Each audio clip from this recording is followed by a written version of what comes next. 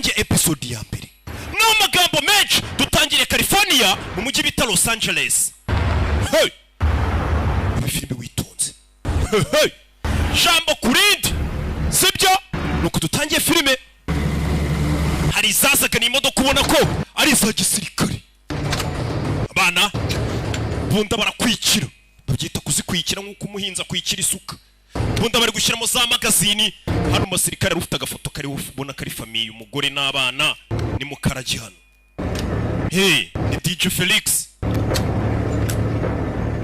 Filime uwo mwana ngana ate? Turns 3 tomorrow. Ejo asuzuza imyaka 3. Birthday cake on me. Ewana keke ya anniversaire ni ngiye wiriho nzayishyura. Remember the way I felt on my first strike. Tibuka uko natekerezaga bwa mbere nanjye natakanja kuri misiyo ya mbere. Buri musirikare agira misiyo ya mbere abafite mu bwoba. Don't worry man. Ntugire ikibazo mwana. Used to it. Uzabimenyera. Bigaragara ko uyu mwirabura ari ubwa mbere agiye kuri misiyo.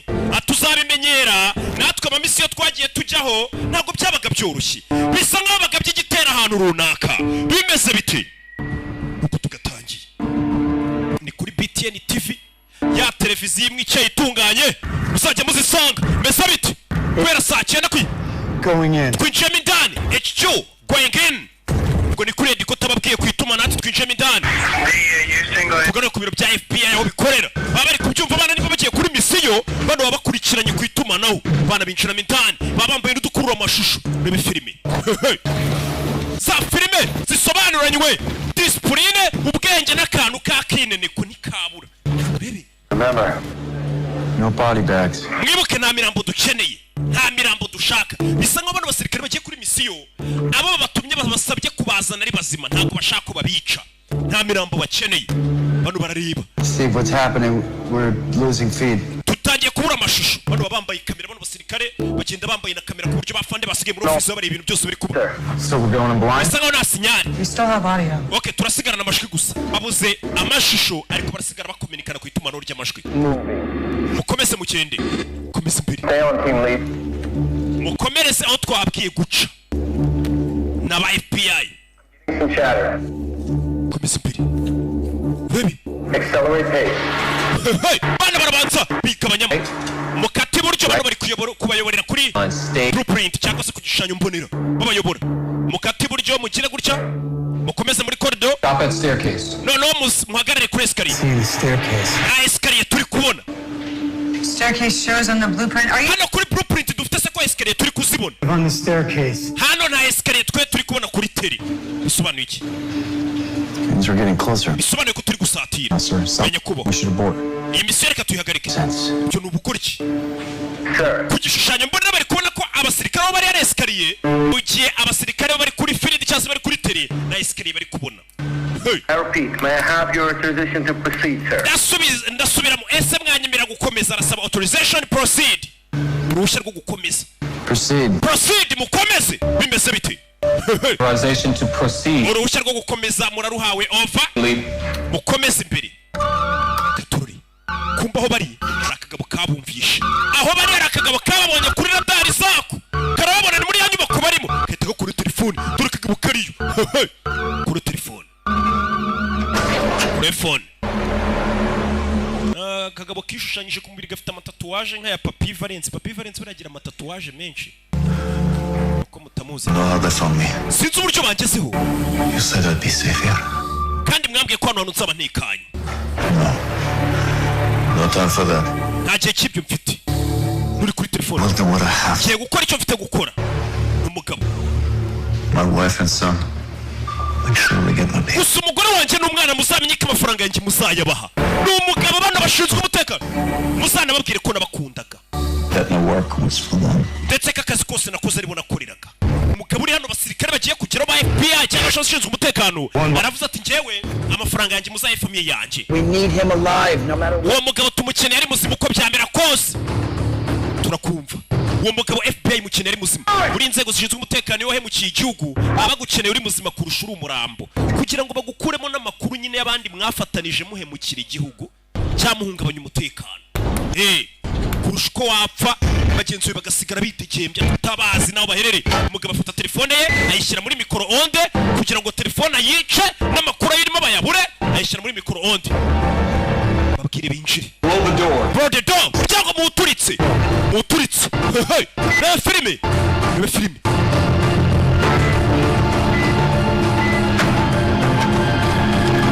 abana bakora ibisasu bano abashinzwe umutekano bakuru babicaye muri ofisi ariko bari gutanga oda bakurikirana urugamba ukuntu uri kugenda urugamba rega ntabwo rurwanwa n'imbunda gusa abakenewemo n'ibitekerezo umugabo arabanza asoma kuri duniya yote icyakiyewe bagiye kugeraho kingwa kuri duniya yote basi nimba ari n'igifatwa bagifata icyanyweye duniya yote bibaze gufatwa utananyweye duniya yote bakagufata n'inyota turitsano nshinzwe umutekano abana babariciye shyira imbunda hasi umugabo telefone yari kuyiteka muri mikoro-onde ari kuyishyushya kugira ngo ishwanyagurike urebe filime kagabo kari hano karirasa aho kugira ngo kamena amabanga karirasa reka bagufasha amakuru wayatanga bagira ahantu bita muri ndabyemeye umugabo yarirashe kugira ngo batamujyana muri ndabyemeye amakuru yose akayatanga Steve ubuse naba nagufashe ntumpa amakuru nagufu Steve umugabo bashakaga ari muzima rirashe bimeze bite uwo bashaka ari muzima rirashe iyi ni episode ya mbere bakise Cypher izi ni za filime z'ubwenge narababwiye ngo byahishwe injiji bigayishurirwa abanyabwenge dore ni izi filime rero z'ubwenge rukimbazanira bimeze bite izi filime usanga kugasobanura films.com iyo ni website ujye ukishyura amafaranga yawe make uva kuri Netflix birabinuze nabayireba muyireba ariko made in Rwanda bari ibintu by'ubwenge ni nka kuri iranayirenze cyase amadolari 20 ukarebera muri VIP cyase 20 by'amanyarwanda n'amafaranga make izi filime zose niho zisohokera ahandi hantu ni kuri BTN buri munsi saa 9 kugeza saa 10 nuko dutangiye filime yacu bakise nguki bose nabamenyemo amafaranga bagizemo uruhare kugira ngo iyi filime tugereho cyumwereko bamaze kuyikora bahita bamamagara kuri ya nimero yanjye ati roki kimomo niwe musobanuzi tuzi uciye utunganya ukomoka ku ntumwa aka gafilime kadushyirire mu kinyarwanda banza no kwanga baringinga nyuma mza kubyemera ariyo mpamvu muri kukabona hano hanze kuri BTN TV no kugasobanura films.com bakise nguki Cypher rebe filime Question number 5. ikibazo cya gatanu Where was Shawn Mendes born? Shawn Mendes yavukiye undi mugabo atuzanye yavukiye muri Toronto 5 for 5. 5 kuri 5 mwana wanjye She knows everything there is to know about this kid. mwana wanjye uzi ubwenge bwinshi cyane pe ni umugabo ari kumwe n'umwana we n'undi mugabo batugaruye tuvuye kuri bariya bashinzwe umutekano mwana ari kuryamo My friend Jessie and I think she probably smells like woods and njye hot. n'inshuti yanjye Jesse dukeka ko uwo mugabo yanukaga I like that. ntabwo ariko yanukaga On the pop quiz? No, silly. Weekends with you. I wish it was the whole week. mba numva twamara ari cyumweru kurusha uko twamara na weekend papa I miss you telling me funny stories before I sleep. mba nkumbuye kunganiriza inkuru zisekeje mbere ko nsinzira ndetse ukankora n'utwa mu gitondo But I want to live with you. nubwo nkunda mama wanjye ariko mba numva nabana nawe ni kumwe nyine mama aba yaratandukanye na papa mama ari urera umwana Told you like a grown up for a second. mwana wanjye ntabwo nizi ko wakuze bigezaho 8 years old. mfite imyaka 8 papa A half. 8 minus a half. papa mfite imyaka I have a 8 boyfriend. none mfite na sheri kugira ngo umenye ko nakuze njye gasari ufite sheri Who? sheri wawe ninde None of your business. ntabwo bikureba papa ubwana bwarikuje ibaze rukindinze nkana gutya nta sheri ngira akana k'imyaka 8 ngo gafite sheri we noneho kakahita kanabwira papa ngo kandi papa uwo sheri wanjye ntago akureba ntago umushinzwe umushingukeho abana Choice that you went to live with your mother and her fault either. It's kuba waragiye kubana na mama wawe made. ni umwanzuro wafashwe n'umucamanza ntabwo ari njye In my opinion. kuki umucamanza yafashe umwanzuro atambajije Considering the circumstances, urebye it ikibazo ukuntu cyari kimeze was my job. It was an understandable choice. kuba narabuze akazi nta kazi nari mfite urumva ntabwo Why? kubera iki nyine batakumaye ngo abe ari wowe ndera Make sure I have a job. You know, like umucamanza ntabwo ari kumwe umwana ngo abe ari njye umurera kandi nta kazi mfite mba ngomba kuba mfite akazi kuri uyu mucamanza iyo papa na mama bashwanye bareba akenshi rimwe na rimwe umuntu waha umwana uburere cyangwa se umuntu ufite ubushobozi bwo kuba yagaburira umwana akamwitaho get a job, I will be going for full custody. nindamuka nongeye kubona akazi Promise? nzongera nsabe tubane azasaba full custody Home for me. nsekera rero nta kazi afite urumva ntabwo yaza kubana n'umwana kandi akennye Okay, we're really good at killing time. When does the movie start? After filime iratangira ryari rero tugiye kureba ya Rocky this, you'll eat popcorn. uraza kuba uri kurya injugu tureba filime ya Rocky ababyeyi bakunda kwereka abana filime za Rocky ngo ziba zirimo inyigisho zirimo ubwenge kumbe turi hamwe wa mugabo yirasiye aba forensic bamaze kuhagera Rwanda Forensic Laboratory iyo laboratoire baraza bagapima bakamenya byakozwe gute bagakusanya ibimenyetso kuri uyu mugabo hano barebye muri sefu ye babona hari igipapuro cyari kirimo kurikirana witunze hagira kano Aren't you watched it happen for suicide? twumvishe kandi tubona ibyabaye imbere ko umugabo yahura But it doesn't get any easier. ntabwo yabyoroshye umugabo bari baje gufata yiyahuye Hey, Steve, check this. Steve Reban basa rwanda Someone tells me this is a printer test error. hari urupapuro babonye ariko rwanditse mu bintu bidasobanutse Where did all the easy cases go?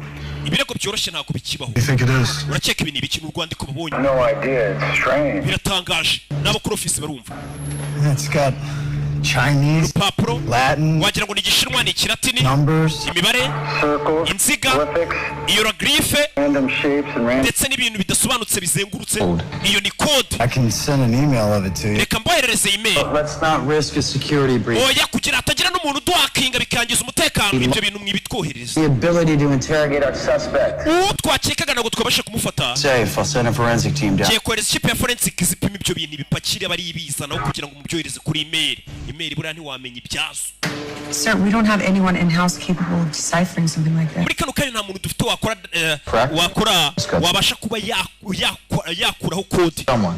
hari umuntu nzi urabona biriya bye bifite ukuntu byandikiraga amakode I served as a military cryptanalyst a while. hari cryptanalyst twakoranye Say, ndetse muri iyi minsi yavuye no mu kazi yakoreraga NSA family, best cryptanalyst I know. niwe crypt analyst wa mbere nzi wigeze ubaho ba bantu nyine babona nka kuyibye byandikiye mu makode mu bintu bidasobanutse by'urujijo we akaba yazi izo kode akaba yazivumbura akamenya bashakaga kuvuga iki Full report on him on my desk. umuhamagare nonaha Eyes on that document. iyo dokima mu masaha abiri aza kuba yifite hari uwo bavuze ngo uzi ubwenge cyane mu bintu byerekeranye n'amakode kuko mwahisha ibintu mukabyandika amakode kose uwo mugabo ibintu byerekeranye n'amakode arabizi ku buryo ngo nibyo bintu yakoraga cyane yabayeho umusirikare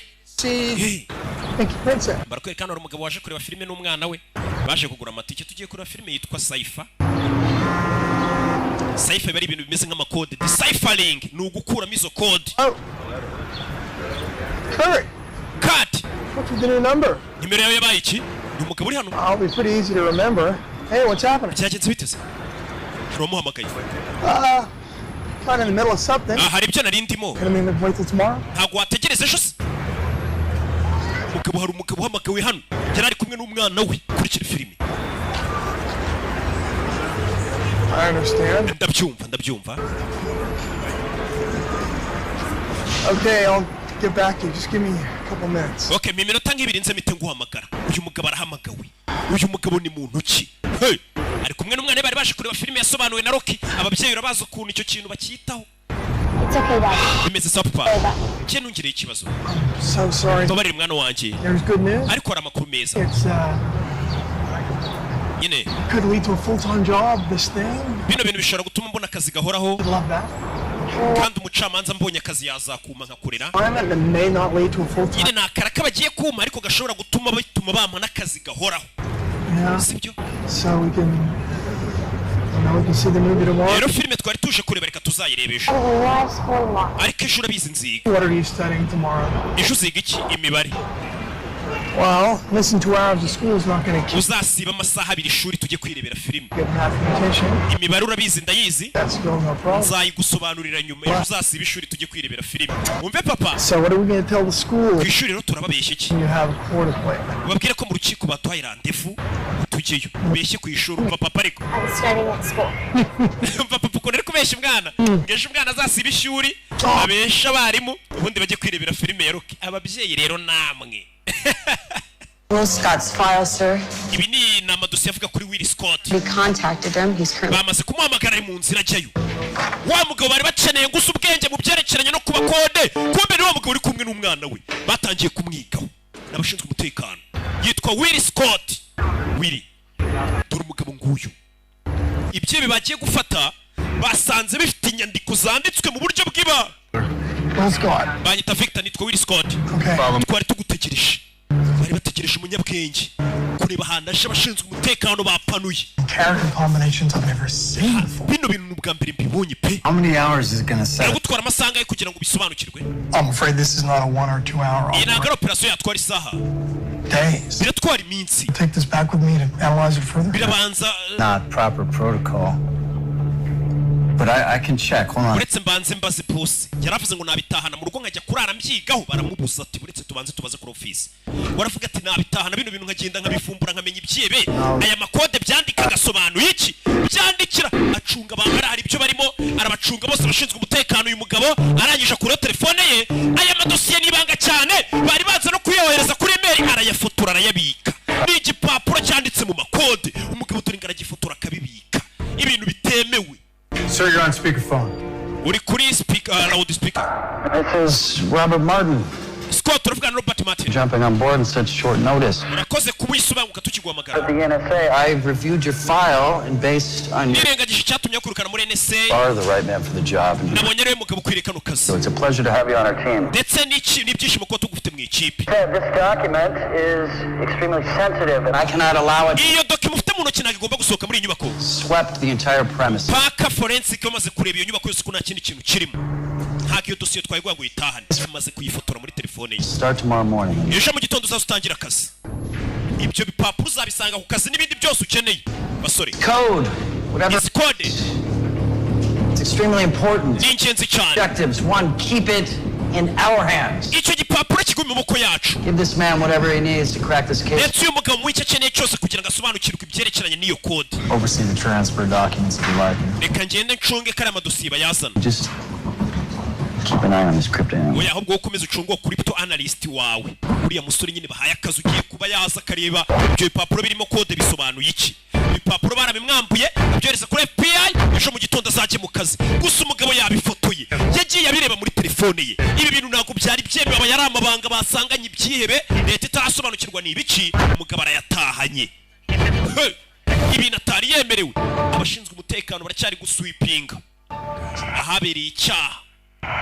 Sasa uyu mugabo ari hano ni wa mwirabura twabonye afite umwana ejo uzagira isabukuru ari hano kugira gutyo yumva icyombo cye kiri gusakuza icyombo kiri gusakuza komeza kwegereza hano bamenye inyubako basanzemo iki cyebe kidasanzwe cyangwa se amakuru bari guhiga yumva mu nyubako mu gikuta hari biri kujwikira byangiza fréquence y'icyombo Everything okay?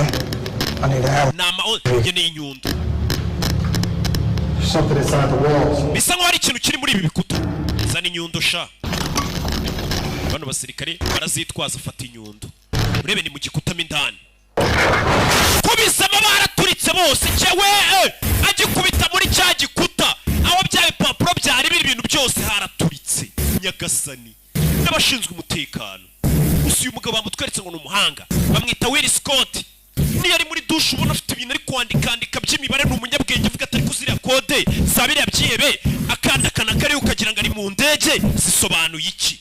Hey, sweetheart. Bite sweetheart. Hari turika ryabaye kuri televiziyo. Tomorrow. Don't want to really a secret. Byabanga ryanjye nawe ejo twari kuzajyana kureba filime. Can get this message for you. Bibaye ngombwa ko message nyuza kuri mama wawe. Listen, I'm gonna have to cancel. Ibyo kureba filime ejo turabihinduye kuko ejo bambwiye ko aribwo azatangira akazi. Things got a little crazy. Ibintu hano byabaye ibintu by'ubusazi. We'll reschedule. Tugiye guhindura gahunda yo kujya kureba filime ya Rocky. Really sorry. Kandi umbabarire mwana wanjye. Ndagukunda. I'll talk to you soon. Tuzavugana vuba. Sibyo message yoherereje mama w'umwana kuko umwana nta telefone agira. Mama w'umwana ari hano yakiriye ubutumwa. Bakise Saifa. Kando hano Lodi. Hey, sweetheart. Bite sweetheart ni papa. Some federal secret. Ibyerekeranye na ryabanga ryanjye nawe ejo umwana agombaga gusiba ishuri bakajya kureba filime. Umwana wanjye mama itajugunya telefone ni kumwe ababyeyi baba barashwanye. Wo yarinde mama. Ni umuntu wari wibeshye nimero umva kubeshya. Kwa kunda ababyeyi baba barashwanye buri umwe akajyangisha undi umwana. Mama we ni indaya. Yahura na so ni indaya. In East Los Angeles. Burasirazuba bwa Los Angeles. The FBI were on the premises as well as what caused the Aho FBI yari yatatse haturitse. Nyagasani. interest of privacy for the investigation. Bisa nk'ari iperereza ryari kiribanga cyane. Identities of the deceased are not being released. Ndetse imiryango yapfiriyemo y'abashinzwe umutekano w'ibintu ntiratangazwa. Aba agent umunani b'FBI baturitse. Nyagasani. Uyararebye. Niwe wenyine wafotoye cya gipapuro. Umuntu cya gipapuro cyahiriyemo.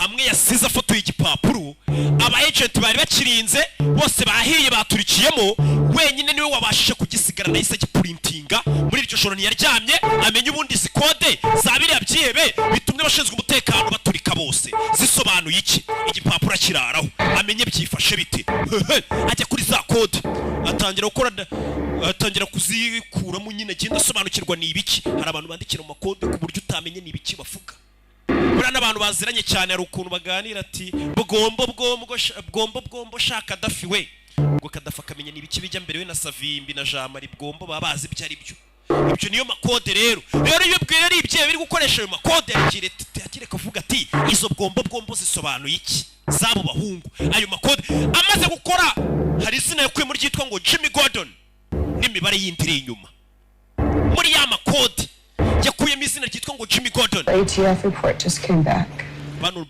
They found embedded explosives hidden in the building. Raporo iravuga ko babashinzwe umutekano bacu basanze hari ibisasu byari biteze mu gikuta imbere. Every inch. Kandi hose bari bahasatse. They loaded a false room C4 and detonated remotely. Hari igisasu cyari giteze mu gikuta. Muri cya cyumba tutabonaga hano kuri map cyase kuri blueprint. I know.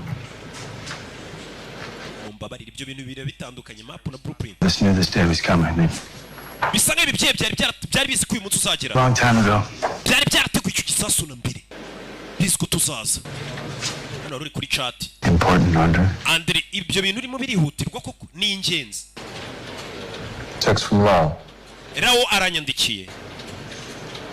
He and Agent Carter just arrived at Steve Vilker's house. When Agent Carter bagiye kubwira umuryango wa Steve ko umugabo wabo yapfuye ni wa mwirabura. 8 families to answer to. Bisango ni imiryango 8 isigaye yo kujya kubwira. Blame yourself. Abashinzwe umutekano 8 ba FBI bapfuye kujya kubwira famiye z'abati bene wanyu rero bapfuye biba bigoye.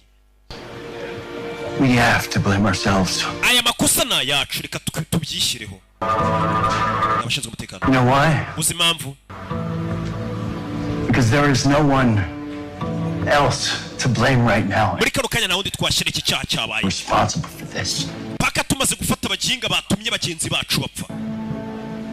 Right here in this room. Hano muri iki cyumba ibintu byose bariho bihagararira. It's on us. Amakosa ari kuri twe kuba tutarafata abagizi ba nabi. Gasani bene wabo bapfuye bakoranaga. Now where are we at with this suicide victim? Uyu mugabo wiyahuye rero tubanze tumenye ibyo. Nta bimuranga. DNA samples. Bari gupima DNA sample boherejeho forensic hano mu Rwanda bikigo bita Rwanda Forensic Laboratory gikora ibyo bintu gipima kikamenya uwo muntu wapfuye yarinde yishwe n'iki bagapima DNA bakamenya suwe mufitanye amasano n'uyu muntu. Identity is the only piece of this puzzle we have left.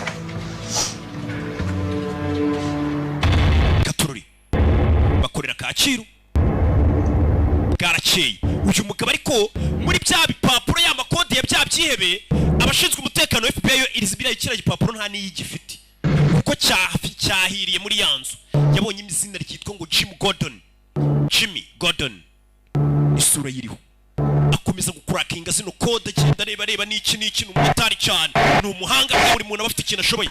Gonna be late for work. Uraza gukererwa ndakererwa ku kazi mwana wanjye banguka.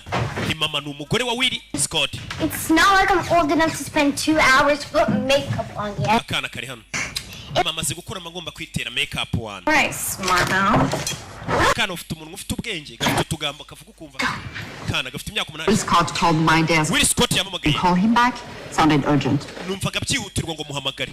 Willie Scott bari bagiye kumuha akazi hano aze nyine abafashe kumenya ibikira gipapuro gisobanuye iki. None icyo gipapuro cyahiriye mu nzu. Ariko ni wenyine ugisigaranye uko yari yagifotoye. Gusa yagifotoye bitemewe.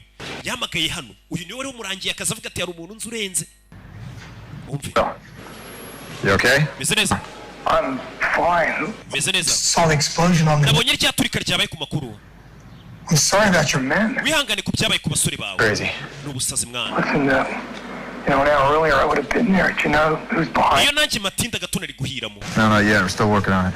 Ikirego turacyagikoraho. That document went up with everything else in the warehouse. Cya gipapuro cyari kiriho kode z'ibyihebe cyahiriyemo bivuze ngo ntabwo tukigukeneye mu kazi ngo uzudufashe kumbe igipapuro yagifoto yagitwaye. I need to ask you a favor. Hari favor nshaka kugusaba.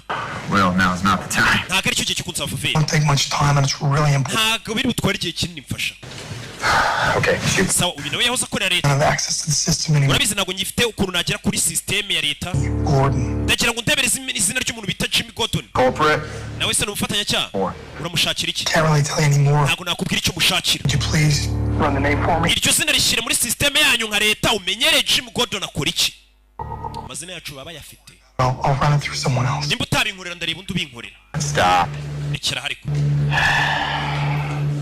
You know, let me see what I can dig up. okay reka ndebe n'iki namenye kuri iryo zina Okay, Jimmy yitwa Jim Gordon Jimmy nyine Gordon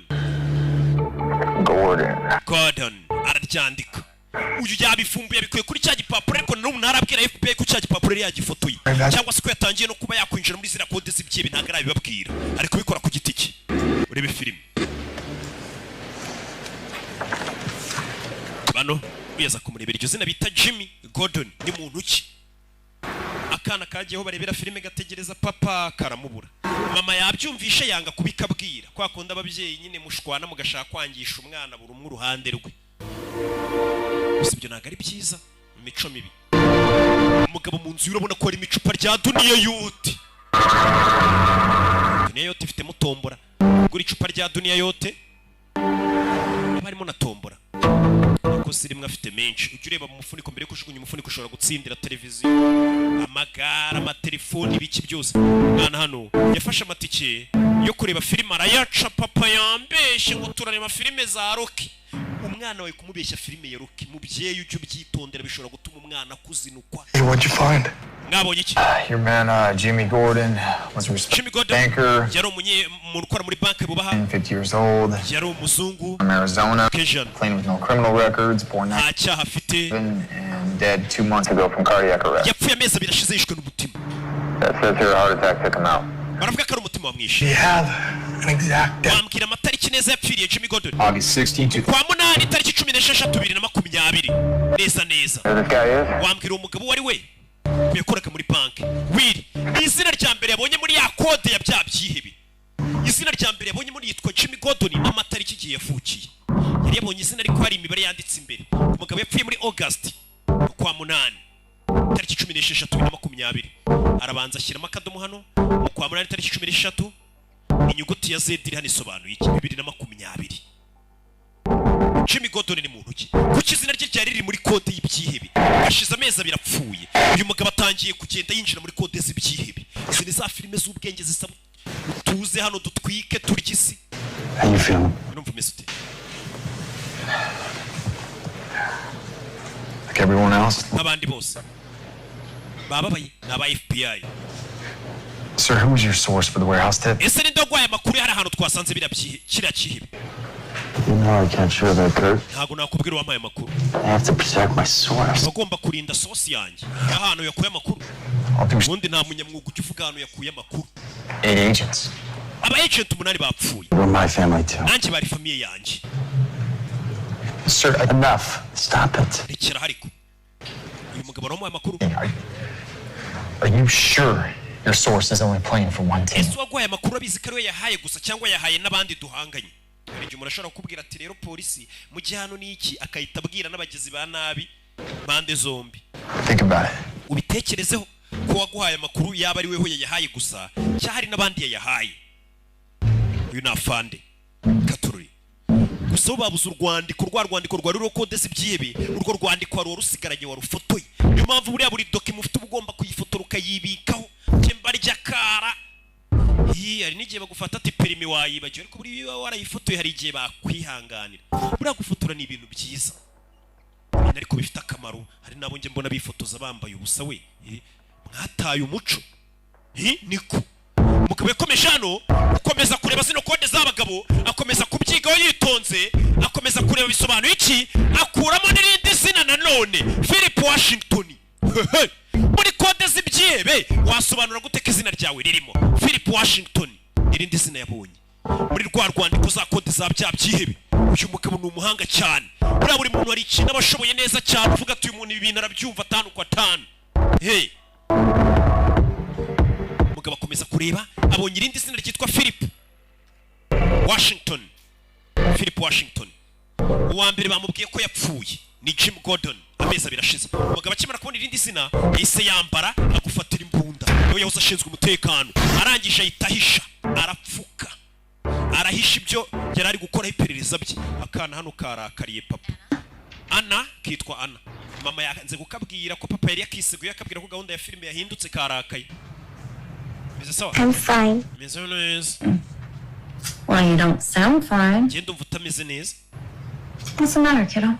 ikibazo cy'umwana we I'm not a kid. ntago nkiri umwana yarakabwiye ati what's matter kiddo kiddo nyine ni kadogo ntago ndi umwana mwana wanjye usigaye ukura vuba You'll always be my little girl. ariko iteka uzaba uri umukobwa wanjye nanjye mpore ndi nyoko uko wakura kose rega ababyeyi baba ari ababyeyi babona uri akana kurimo uri gutekereza iki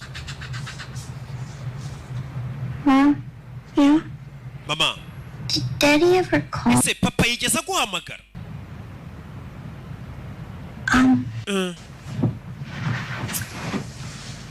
I don't think so. ntabwo yigeze amamagara mwana umva kubeshya kumwe ababyeyi bateranya ugasanga biriya bintu ni imico mibi ku babyeyi namwe mugira imico mibi nimba warashwanye n'umugabo wawe cyangwa umugore wawe umwana ntabwo uba ugomba kumwangisha undi mubyeyi isi buriya ni imbobo yirirwa no mu birara iki ni indaya mama wawe ibintu ntabwo ari sawa mujye mushwana hagati yanyu ariko nimuhura n'umwana mubwira ati papa we ni umubyeyi mwiza mama we ni umubyeyi mwiza uzi umwana gukomeza gukura umubwira utugambo nk'utwo ngo se ni ikirara ni indaya mama wawe ni inshinzi iki n'iki.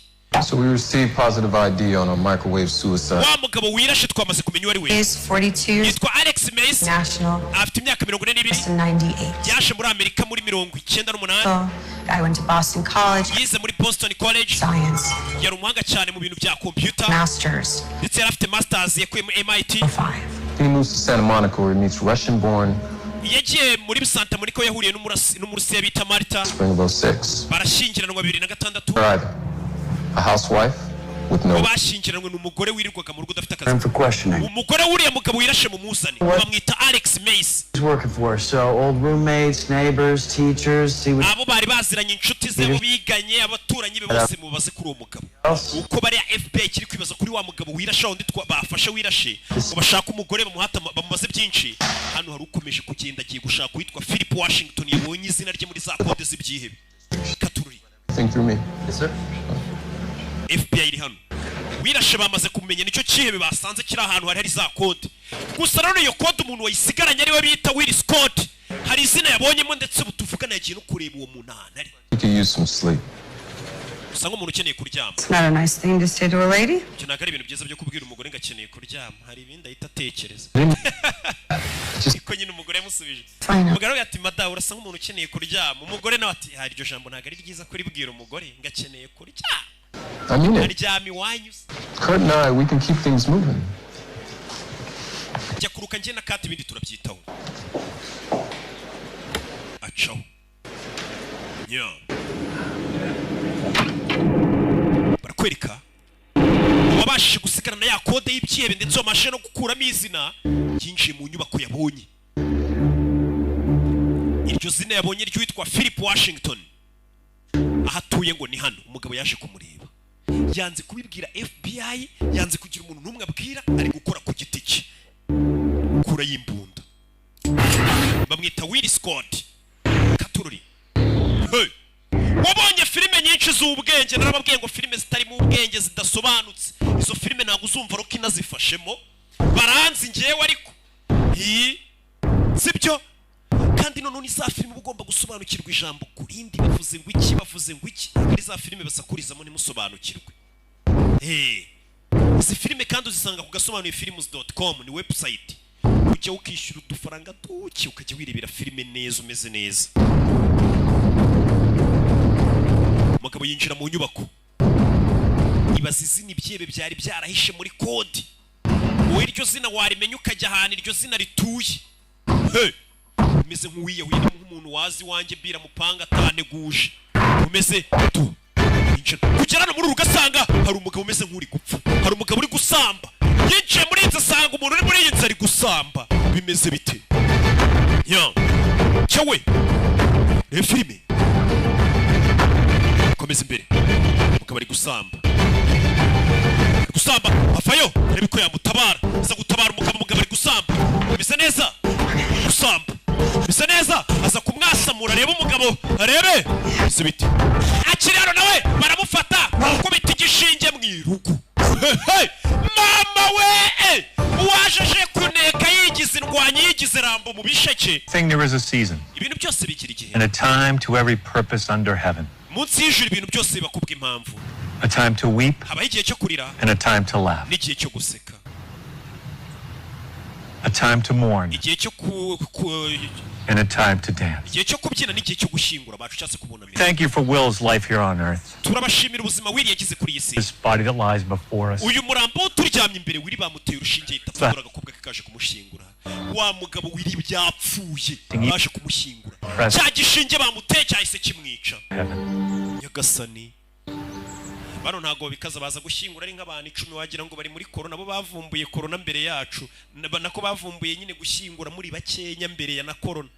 umugabo arapfuye Will Scott yagiye yigize rambo gagiye kuvumbura ngo ibya kode z'ibyihebe ngo amazina yabonyeho bamujombye igishinge yitapfa.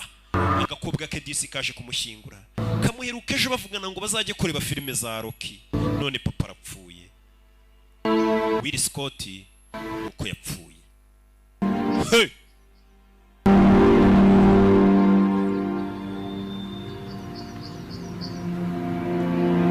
Katururi mesubite umugabo yapfuye dore ngo yari umuhanga mu byerekeranye no kuba yamenya kode z'ibyihebe. bivuze ngo cya gipapuro cy'ibyihebe kiracyahari.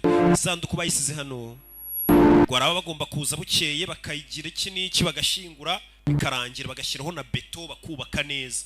niko bigenda. telefone irasona. telefone hano yarasonnye. urebe filime witunze.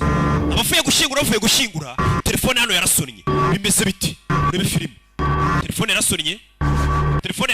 kumbe ni wa mugabo Will aracyari mu isanduku. umugabo mu isanduku ni muzima we. nibwo agikayuka telefone yaramukanguye. umugabo bamushinguranye na telefone. Surprised you're still alive. utunguwe no kuba ukiri muzima sibyo? Hey! Who is this? Ninde tuvugana? Who the hell am I? ese ndi hehe? One question at a time. bazi ikibazo ku gihe cyacu. You know where you are, Will Scott. Will Scott ndabiza ahurura hasi. umugabo ntago arapfa ahubwo bamushyinguye ari muzima. cya gishinge bari bamuteye bigaragara ko wapfuye nyuma ukaza gukanguka. All your questions will be answered in time. ibibazo byawe byose biraza gusubirizwa igihe. Now, follow my instructions and everything will be... kurikiza amabwiriza yanjye uraza kumera sawa. Instructions? ayahe mabwiriza? What are you talking about? uravuga ibiki? urebe. What the fuck is going on? ese ni ibiki bijya mbere? munkuremo hano umugabo ari mu isanduku ari rusororo mu masaha y'ijoro famiye yamusize mu gitondo we. umugabo ari rusororo.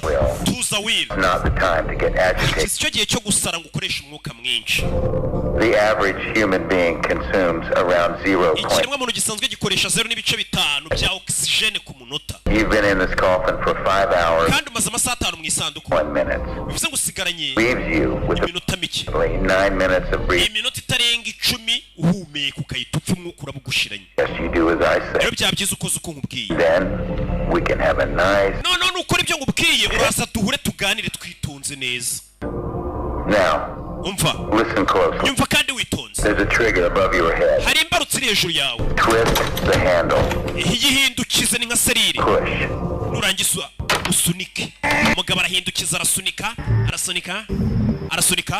rusororo mu masaha y'ijoro. umugabo avuye mu isanduku famiye yamushyinguye n'abandi bose bari bamuzi. ngo bari bamuteye igishinge ku buryo bagupima bakabona wapfuye ariko hari amasaha ari buze kugira ugakanguka. wakinguye ndi muzima rusororo. wakigurye gufushe. I want to know what's going on. ndashaka kumenya ibiki bijya mbere. none I'm on your side. kandi ku ruhande rwawe. That you put me in there. kandi wankinguye. Said that. ntabwo navuze ko ari njye wagushyinguye. Well, if you didn't, who did? nimba utanshyinguye ninde wanshyinguye? Okay, tell me who you are. ubundi mbwira urinde. Me in the coffin to begin with. mbwira n'umuginga wanshyize mu isanduku. And you're asking the wrong question. uri kubaza ibibazo bitari byo. Reasonable question. ndi kubaza ibibazo by'ubwenge. You were dead. wari wapfuye. And I'm offering you a new life. none ndi kuguha ubuzima bushyashya. Meet me and I'll explain everything. ngwino duhure gusobanurira buri kimwe. hehe. There's a black car parked across the street. hari imodoka y'umukara iparitse hakurya y'umuhanda yitwa niyuzuruka. Mission. imfunguzo zirimo imbere aho bakiriza. Me. genda watse iyo modoka uze duhure gusobanurira ibintu byose. nyagasani. uyu mugabo yinjize mu bintu atazi. yatangiye ngo yafotoye urupapuro rw'abagabo. Black Chevy. Black Chevy. 00 Chevrolet y'umukara. Plaque 007 iki niki? Imodoka y'umukara kirimo n'urufunguzo. Ati nimba ushaka kumenya ukuntu washyinguwe ngwino ngusobanurire kandi ndi ku ruhande rwawe. Bimeze bite? Umugabo yatangiye ngo ashaka kumenya ngo kode z'ibyihebe yigize rambo mu bisheke bamushyinguye ari muzima ashyingururiwe. Umugabo aramuhamagaye ati vayo. Akingura imodoka. Afitemo n'ubwo bari kuzi kuva mu isanduku rusoro rumwe arabwira ngo hari imodoka naguparikiye ku ruhande yatsuza undebe. Iyo modoka nge nago nayinjiramo rw'igikundiro. Nago nayijyamo ahubwo uyu mugabo aranatinyuka umugabo yinjira mu modoka. Wari wankinguye shandi muzima. Umugabo yinjira mu modoka. Okay, I'm in the car. Urabizi imodoka nayigezemo. What next? Arakurikira iki? GPS on the dash. Turn it on and Iyo modoka ifite GPS ikandeho yatse imodoka irakuyobora. hard was it, Will? Where are you taking me? Iyi modoka iranjyana he? Be soon enough. Uraza kubona ibihagije. Fucking coffin! Nibwo gikawuka mu isanduku. Damn answer! Basinyene ibisubizo tuza. You arrive at your destination. Nugeraho ndi kukubwira. Make sure you get answers to all Ibibazo byose ufite urabibonera ibisubizo. 32 minutes. Ufite iminota 32. Hello? Alo ahita namukupa. Iyi modoka ifite GPS. Iyi GPS irakuyobora ikakubwira ati komeza imbere kata genda ikakuyobora mpaka ugeze ibirimo amerekezo y'ahantu. Kuriya nyine umuntu gukubita location akabona umugezeho. Agerageje guhamagara iyo nimero yamuhamagaraga yanga gucamo. Imodoka baguhaye irimo GPS urabaza iki? Umugabo yatse imodoka. Gatururi. Ajye kureba uwo muntu uri kumuhamagara amuhe n'amakuru ibibazo byose yibaza uyu mugabo ari kwibaza ari nabyo bibazo natwe twese turi kwibaza. Imodoka irambwira ati komeza imbere. Imodoka irakuyobora n'iza modoka nziza zigezweho nako mwe mufite zimwe za kera. Mbabwira nzi ko muri bagenzi banjye. Akomeza imbere ariko afite ubwoba. Muri metero 200 uhita ukata iburyo GPS irakuyobora mugenda muganira. Harimo n'ijwi ry'umukobwa ari kuyobora. Arakata. Komeza ukata iburyo. Arakata ari kuyoborwa na GPS yo mu modoka. Urebe filime. Umugabo ageze hano GPS arayizimya ubundi ndajya he dore ngarayizimya ubundi no muntu uri kunyobora aranjyana he. Ikigabo cyita kimuhamagara. Urebe filime. Kimuhamagara cyitaba aragikupa ubundi umuntu umamagara wari wankinguye ndamwitabira iki. Umugabo arongera amuhamagara. Urebe amuhamagaye telefone yuza mu idirishya arayijugunya. Nyagasani yanze kongera kwitaba umuntu wari uri kumuyobora. GPS arayizimije reka nitahire mu mahoro. Uyu mugabo nta n'impamvu yo kumwitaba. Ibyo uriya mugabo uri kumuhamagara bivuyemo yitahire mu mahoro. Atarajya kure dore ngo baramugonga. Agisuzugura itegeko ry'umugabo dore ngo baramugonga we.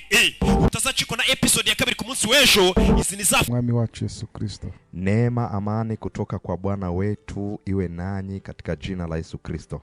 Ikaze mu kiganiro Healing Jesus Campaign. Karibu katika kipindi cha Healing Jesus Campaign. Omwumva ni Apostle Ponsa Imana kuva mu ishengero Holy City of God Temple Kenya Nairobi. Mnayemsikia ni mtume Leoponso Bimana kutoka katika kanisa la Holy City of God Temple Kenya Nairobi. Mbere ko dutangira dufite ijambo ryo kwaturira hamwe. Kabla ya kuanza tuna neno la kukiri kwa pamoja. Kwatura amagambo agize indirimbo nshya.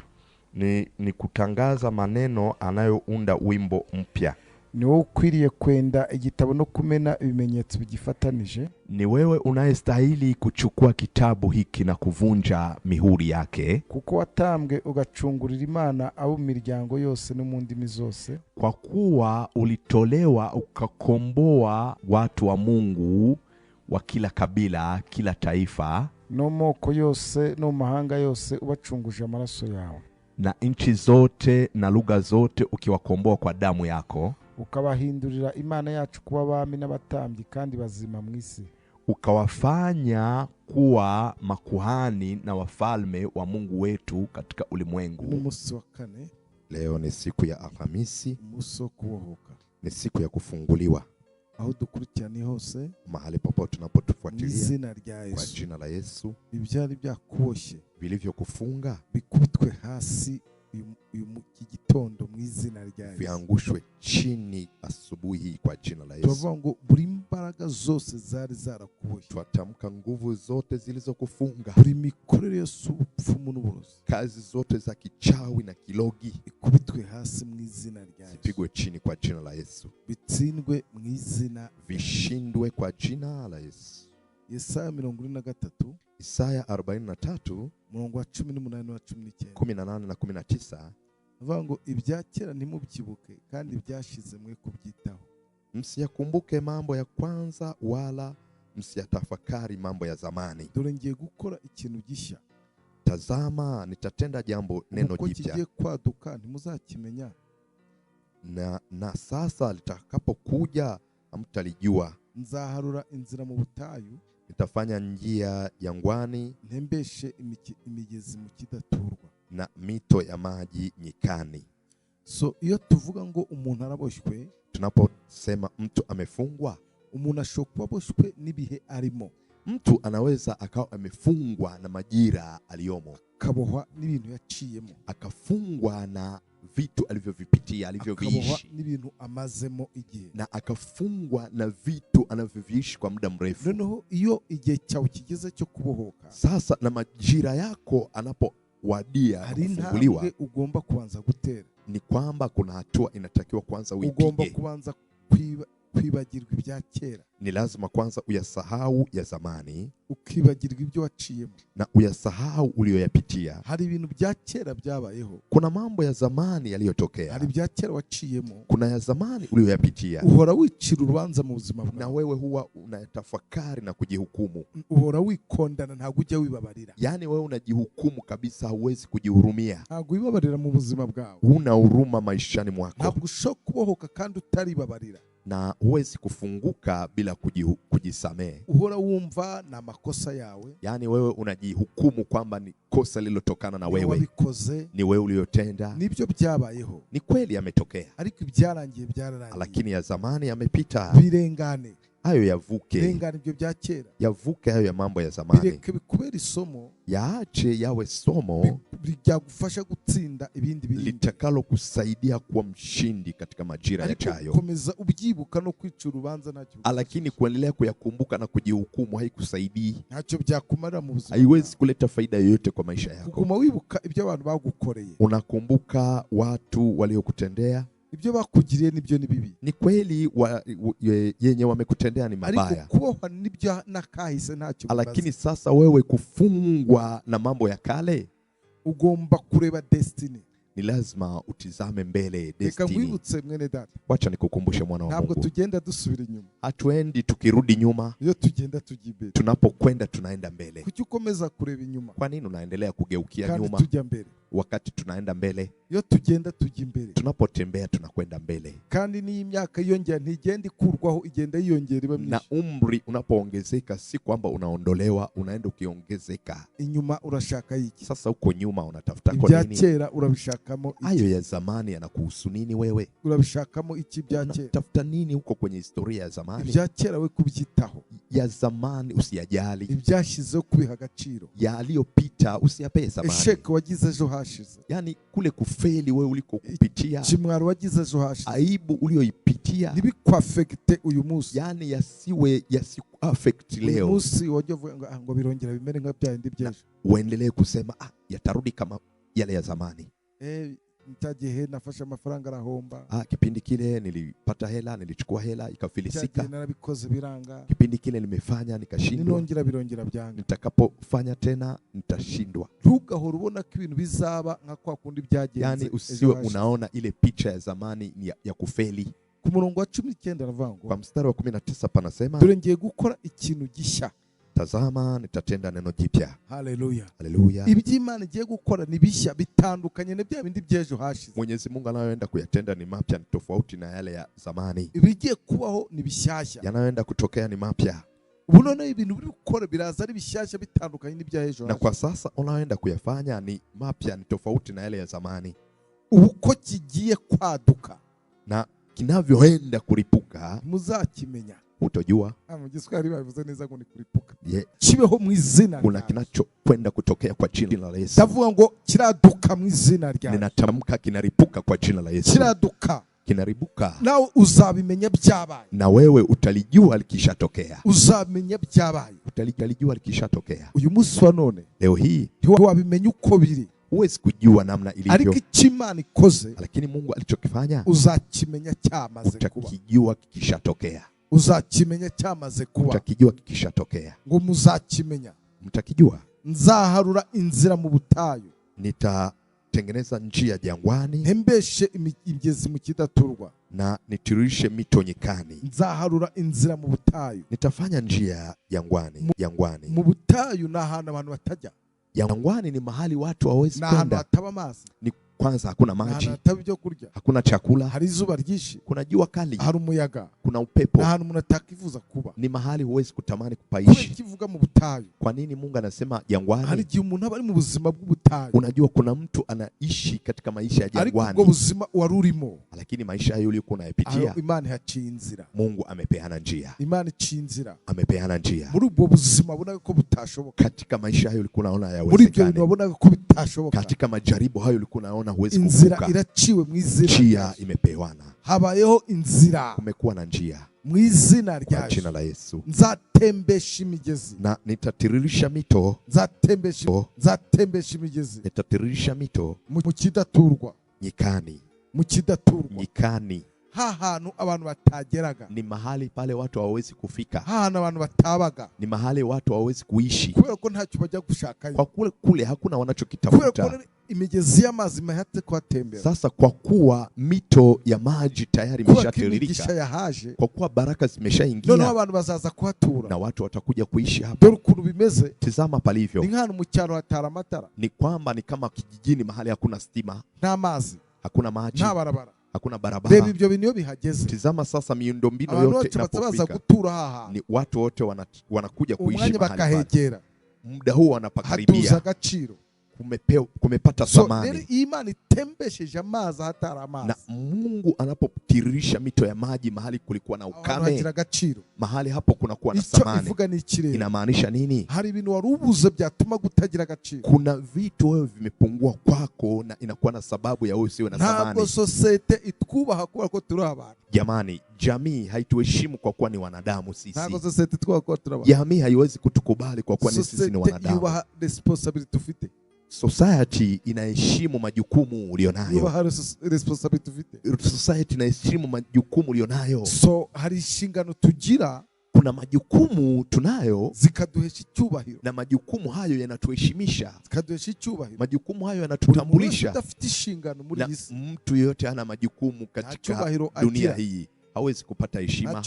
Hawezi kupata heshima. Rero nasomye birambwa ngo Imana izibye abantu bakeneye. Na nilisoma Bible ikaniambia Mungu anajua mahitaji ya wanadamu. Imana inazibye abantu bakeneye. Mungu anajua tunachokihitaji. Imana inazibye abantu bakeneye. Mungu anajua tunachokihitaji. Irazi ikintu cyaribuka ku buzima bwawe. Yaani Mungu anajua kinachoweza kulipuka kwa maisha yako. Uwo mwanya abantu bagatangira kukuba. Na muda huo wanadamu wakaanza kukuheshimu. Abatagutelefona akagutelefona. Wale walikuwa hawajawahi kukupigia simu ndio wanatafuta na namba zako. Abatemeraga kuri mwene wabo. Walikuwa hawakukubali kama ndugu. Bagatangira kwemera kuri mwene wabo. Wanaanza kukubali kama wewe ni ndugu. Bakaza kukuramutsa. Wanakuja kukusalimia. Bakaza kukuraba. Wanakuja kukutembelea. Abataguhaga ijambo akaguha ijambo. Wale walikuwa kabisa wamekunyima neno wakaanza kukupa heshima. Abagucagaho nka bisi yuzuye. Waliokuwa wanakupitia kama basi limejaa. Bagatangira kuguha agaciro. Wanaanza sasa kukupea thamani. So rero uyu munsi noneho uherereye hose. Na leo hii mahali popote ulipo. Ndatangaza ikintu gisha ku buzima bwa mizina. Ninatangaza neno jipya kwa maisha yako. Kandi kigira cyaduke mu buzima bwawe. Na kinaenda kuripuka kwa maisha yako. Kandi kiradutse mu izina ryawe. Tena kimeripuka kwa jina la Yesu. Kiradutse mu izina ryawe. Kimeripuka kwa jina la Yesu. Kandi abantu bose bazakimenya. Na watu wote watajua mu izina ryawe. Kwa jina la Yesu. Ntuvuge ngo hari karande ziwanyu. Usiseme kuna laana za kifamilia. Ntuvuge ngo hari mizimu n'abarozi. Usiseme kuna mizimu na warogi. Ntuvuge ngo hari ubupfumu. Usiseme kuna uchawi. Icyo nta mbaraga zigihagarika mu izina ryawe. Hicho kinachoripuka hakuna nguvu iwezacho kukizuia. Hakuna roho iwezacho kukizuia. Ndio maana kinaripuka. Kiza gitunguranye nka accident. Yani kinakuja kama ajali. Ku buryo n'umwanzi wawe. Yani ni kama adui wako ntamenye igihe byabereye, hawezi kujua ni muda gani kimetokea. asigara abona byabaye gusa, Yani anabaki kwenye mshangao, jambo limetokea, abona byakoretse, anaona limetendeka. iki nicyo kigiye kubaho ku buzima Na bwawe, hili ndio linaloenda kutokea kwa maisha yako kwa jina la Yesu. kibaho ku buzima Na bwawe, hiki ndio kimetokea kwa maisha hari ikintu gitunguranye ku buzima kuna bwawe, jambo la kushtusha, hari ikintu cyadutse ku buzima kuna bwawe, jambo limeibuka kwa maisha yako, tandukanye n'ibyo wari umenyereye mu buzima bwawe, yani lilo tofauti na lile ulilozoea kwa maisha tandukanye n'ibyo wari yako, umenyereye kubona, lilo tofauti na lile tandukanye n'ibyo ulilozoea wari kuliona, umenyereye guhura nabyo, lile tofauti na lile ulilozoea kukutana nalo kwa jina la Yesu. kandi abantu bose bazakibona, Tena watu wote watakiona, kandi nawe uzahimbaza Imana, na wewe utamtukuza Mungu mu izina rya kwa jina la Yesu, mu izina kwa rya jina la Yesu. Imana yo mu ijuru iguhezagire, Mungu wa mbinguni akubariki, Imana yo mu ijuru iguhumugisha, Mungu wa mbinguni akupe baraka mu buzima bwa mu izina rya, na liishi kwa maisha yako. mupfumu, Hakuna mlogi, nta murozi, hakuna mchawi urabihagarika mu izina rya, atakayezuia neno hili. Hakuna mchawi urabihagarika mu izina rya, atakayezuia neno hili. urabihagarika. Hakuna imigezi itembeye ku buzima bwawe, mito imetiririka kwa maisha yako. mu bugaragwa hashyizwe inzira, Jangwani kumewekwa njia mu izina kwa rya jina la Yesu. ibyari byaranze biremeye, Vilivyokuwa vimekataa mu izina kwa rya jina Yesu. la Yesu. Imana iguhezagire, Mungu akubariki kandi ugire umugisha, na ukawe na baraka. bibayeho uko mu izina Na rya Yesu. imekuwa kwa jina la Yesu. Urabohotse mu izina rya Yesu, Umefunguka kwa jina la Yesu. urabohotse mu izina rya Yesu, Umefunguka kwa jina la Yesu. Funguka kwa mambo ya kale. Funguka kwa ile ulivyofeli siku zilizopita. Funguka kwa ile aibu iliyopita. Siko bizaba, sivyo ndivyo itakavyokuwa. Siko bizaba, sivyo ndivyo itakavyokuwa, na halitorudi kwa maisha yako kwa jina la Yesu. Kwa jina la Yesu. Amen. Amen. Komeze kudukurikirana, endelea kutufuatilia. Ejo kuwa gatanu, kesho Ijumaa, tuzaba turi kumwe mu makoraniro ya online altar. Tutakuwa pamoja kwenye huduma ya online altar saa sita z'ijoro hano muri Nairobi. Ni saa sita usiku. Mwami wacu Yesu Kristo, neema amani kutoka kwa Bwana wetu iwe nanyi katika jina la Yesu Kristo. Ikaze mu kiganiro Healing Jesus Campaign. Karibu katika kipindi cha Healing Jesus Campaign. Omwumva ni Apostle Paul Saimana kuva mu ishengero Holy City of God Temple, Kenya, Nairobi. Mnayemsikia ni mtume Leopold Sabimana kutoka katika kanisa la Holy City of God Temple, Kenya, Nairobi. Mbere ko dutangira dufite ijambo ryo kwaturira hamwe. Kabla ya kuanza tuna neno la kukiri kwa pamoja. Kwatura amagambo agize indirimbo nshya. Ni kutangaza maneno anayounda wimbo mpya. Ni wewe ukwiriye kwenda igitabo no kumena ibimenyetso bigifatanije. Ni wewe unayestahili kuchukua kitabu hiki na kuvunja mihuri yake. Kuko watambwe ugacungurira Imana abo miryango yose no mu ndimi zose. Kwa kuwa ulitolewa ukakomboa watu wa Mungu wa kila kabila, kila taifa, no moko yose no mahanga yose ubacunguje amaraso yawe.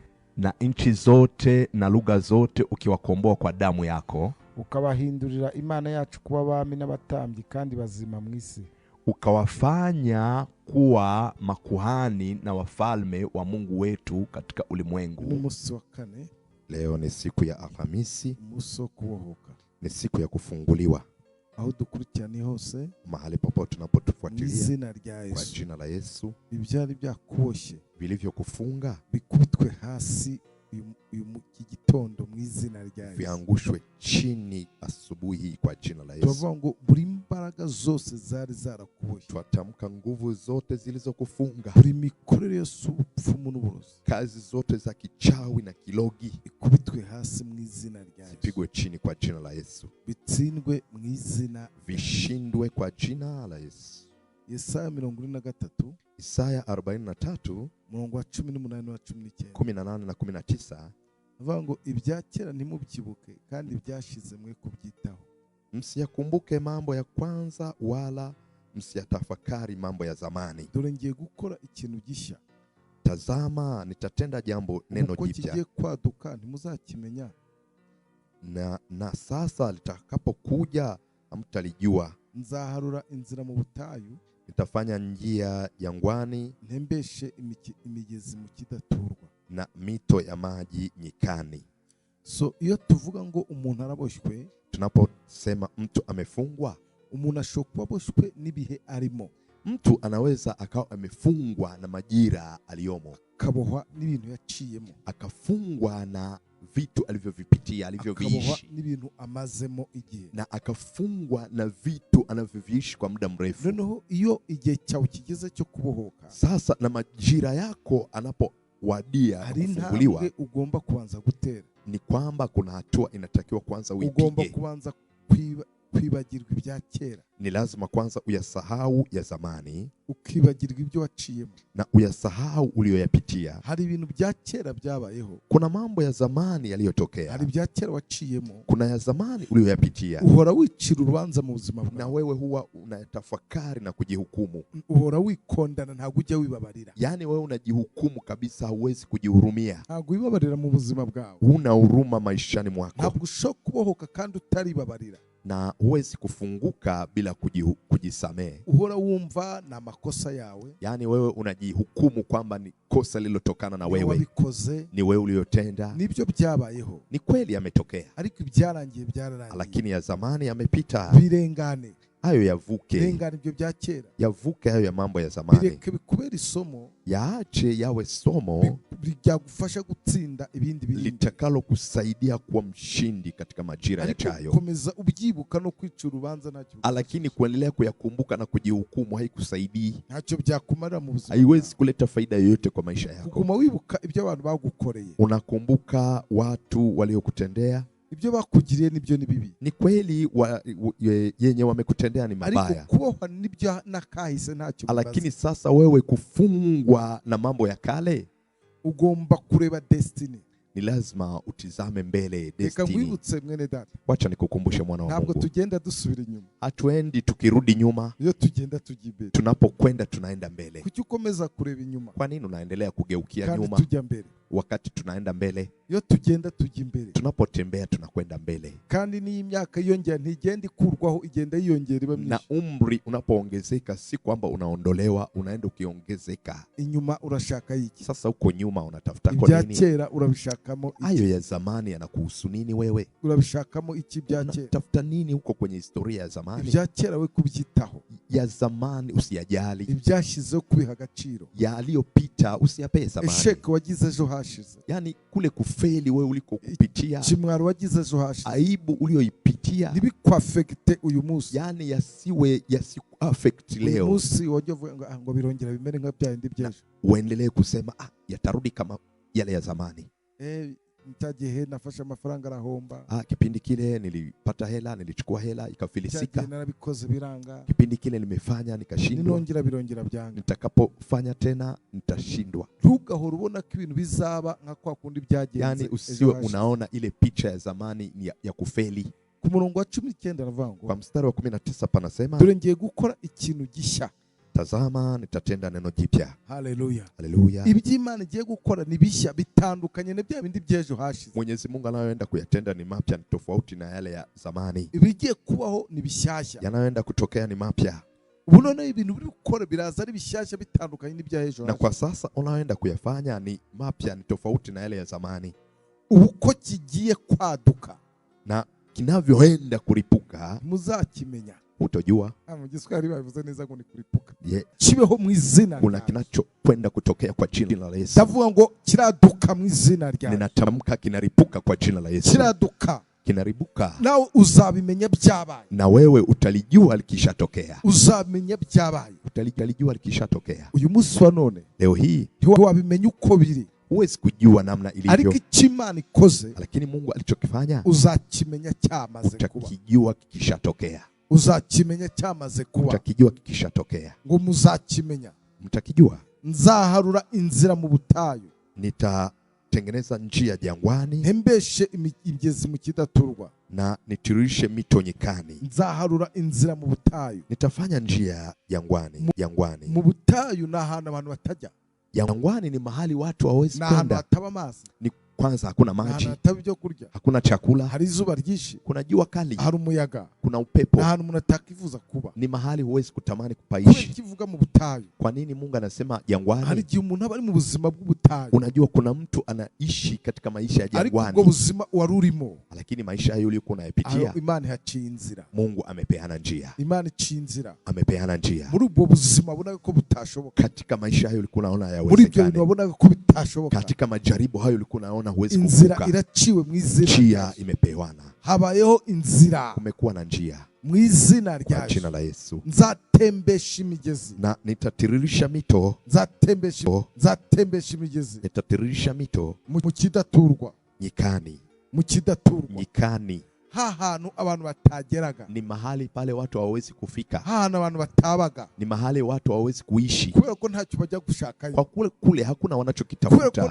imigezi y'amazi mahatse kuhatembera. Sasa kwa kuwa mito ya maji tayari imeshatiririka, yahaje, kwa kuwa baraka noneho zimeshaingia, abantu bazaza kuhatura, na watu watakuja kuishi hapa. dore ukuntu bimeze. Tizama palivyo, Ni nk'ahantu mu cyaro hatara amatara, ni kwamba ni kama kijijini, mahali hakuna stima, nta mazi, hakuna maji, nta barabara, hakuna barabara. reba ibyo bintu iyo bihageze, Tizama sasa miundombinu abantu yote baza inapofika, gutura haha, ni watu wote wanakuja kuishi umwanya mahali pale. bakahegera, Muda huu hatuza wanapakaribia, agaciro.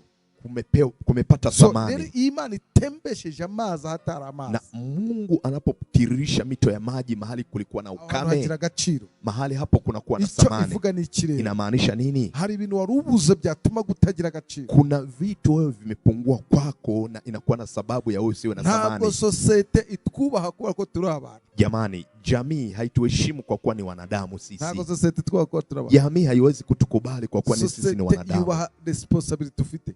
Society inaheshimu majukumu ulionayo. Yubaha responsibility ufite. Society inaheshimu majukumu ulionayo. So hari inshingano tugira, kuna majukumu tunayo zikaduhesha icyubahiro, na majukumu hayo yanatuheshimisha, zikaduhesha icyubahiro. Majukumu hayo yanatutambulisha. Na mtu yote ana majukumu katika dunia hii, hawezi kupata heshima, hawezi kupata heshima. Rero nasomye birambwa ngo Imana izibye abantu bakeneye, na nilisoma Bible ikaniambia Mungu anajua mahitaji ya wanadamu. Imana izibye abantu bakeneye. Mungu anajua tunacho wanadamu. Imana izibye abantu bakeneye. Mungu anajua tunachokihitaji. Irazi ikintu cyaribuka ku buzima bwawe. Yani Mungu anajua kinachoweza kuripuka kwa maisha yako. Uwo mwanya abantu bakatangira kukuba, na muda huo wanadamu wakaanza kukuheshimu. Abatagutelefona akagutelefona. Wale walikuwa hawajawahi kukupigia simu ndio wanatafuta na namba zako. Abatemeraga kuri mwene wabo, walikuwa hawakukubali kama ndugu, bagatangira kwemera kuri mwene wabo, wanaanza kukubali kama wewe ni ndugu, bakaza kukuramutsa, wanakuja kukusalimia, bakaza kukuraba, wanakuja kukutembelea. Abataguhaga ijambo bakaguha ijambo. Wale walikuwa kabisa wamekunyima neno wakaanza kukupa heshima. Abagucagaho nka bisi yuzuye, waliokuwa wanakupitia kama basi limejaa, bagatangira kuguha agaciro, wanaanza sasa kukupea thamani. So rero uyu munsi noneho uherereye hose, na leo hii mahali popote ulipo, ndatangaza ikintu gisha ku buzima bwa mizina, natangaza neno jipya kwa maisha yako, kandi kigira cyaduke mu buzima bwawe, na kinaenda kuripuka kwa maisha yako, kandi kiradutse mu izina rya Yesu, tena kimeripuka kwa jina la Yesu, kiradutse mu izina rya Yesu, kimeripuka kwa jina la Yesu, kandi abantu bose bazakimenya, na watu wote watajua mu izina rya Yesu, kwa jina la Yesu. Ntuvuge ngo hari karande ziwanyu, usiseme kuna laana za kifamilia, ntuvuge ngo hari mizimu n'abarozi, usiseme kuna mizimu na warogi, ntuvuge ngo hari ubupfumu, usiseme kuna uchawi. Icyo nta mbaraga zigihagarika mu izina rya Yesu, hicho kinachoripuka hakuna nguvu iwezacho kukizuia, hakuna roho iwezacho kukizuia.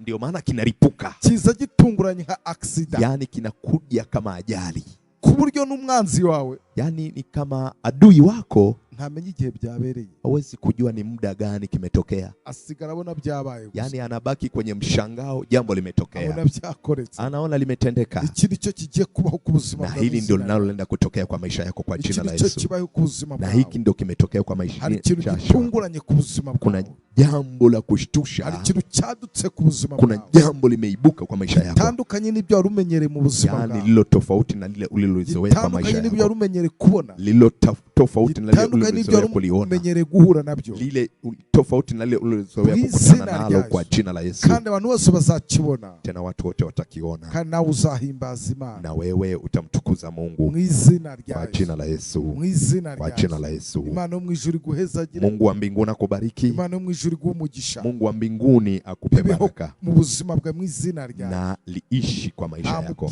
Hakuna mlogi, hakuna mchawi atakayezuia neno hili. Hakuna mchawi atakayezuia neno hili. Hakuna imigezi itembe ku buzima bwawe. Mito imetiririka kwa maisha yako. Mu bugaragwa hashizwe inzira. Jangwani kumewekwa njia. Mwizina kwa jina la Yesu. Ibyari byaranze biremeye. Vilivyokuwa vimekataa mwizina kwa jina la Yesu. Imana iguhezagire. Mungu akubariki kandi ugira umugisha. Na ukawe na baraka. Bibayeho uko mwizina na imekuwa kwa jina la Yesu. Urabohotse mwizina. Umefunguka kwa jina la Yesu. Urabohotse mwizina. Umefunguka kwa jina la Yesu. Funguka kwa mambo ya kale. Funguka kwa ile ulivyofeli siku zilizopita. Funguka kwa ile aibu iliyopita. Siko bizaba. Sivyo ndivyo itakavyokuwa. Siko bizaba. Sivyo ndivyo itakavyokuwa. Na halitorudi kwa maisha yako. Kwa jina la Yesu. Kwa jina la Yesu. Amen. Amen. Komeze kudukurikirana. Endelea kutufuatilia. Ejo kwa gatanu. Kesho Ijumaa. Tuzaba turi kumwe mu makoraniro ya online altar. Tutakuwa pamoja kwenye huduma ya online altar. Saa 6 z'ijoro hano muri Nairobi. Ni saa 6 usiku. Mwami wacu Yesu Kristo. Neema, amani kutoka kwa Bwana wetu iwe nanyi katika jina la Yesu Kristo. Ikaze mu kiganiro Healing Jesus Campaign. Karibu katika kipindi cha Healing Jesus Campaign. Omwumva ni Apostle Ponsa Imana kuva mu ishengero Holy City of God Temple Kenya Nairobi. Mnayemsikia ni mtume Leopold Sabimana kutoka katika kanisa la Holy City of God Temple Kenya Nairobi. Mbere ko dutangira dufite ijambo ryo kwaturira hamwe. Kabla ya kuanza tuna neno la kukiri kwa pamoja. Kwatura amagambo agize indirimbo nshya. Ni kutangaza maneno anayounda wimbo mpya. Ni wewe ukwiriye kwenda igitabo no kumena ibimenyetso bigifatanije. Ni wewe unayestahili kuchukua kitabu hiki na kuvunja mihuri yake. Kuko watambwe ugacungurira Imana abo miryango yose no mu ndimi zose. Kwa kuwa ulitolewa ukakomboa watu wa Mungu wa kila kabila, kila taifa, no moko yose no mahanga yose ubacunguje amaraso yawe. Na nchi zote na lugha zote ukiwakomboa kwa damu yako. Ukabahindurira Imana yacu kuba abami n'abatambyi kandi bazima mu isi.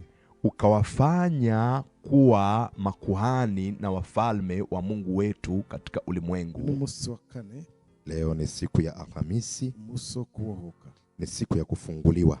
Aho dukurikirani hose, mahali popote tunapotufuatilia, kwa jina la Yesu, ibyari byakuboshye vilivyokufunga bikubitwe hasi igitondo mu izina rya Yesu. Viangushwe chini asubuhi kwa jina la Yesu. Tuvuga buri imbaraga zose zari zarakuboshye. Twatamka nguvu zote zilizokufunga. Buri mikorere yose ubupfumu n'uburozi. Kazi zote za kichawi na kilogi ikubitwe hasi mu izina rya Yesu. Zipigwe chini kwa jina la Yesu. Bitsindwe mu izina, vishindwe kwa jina la Yesu.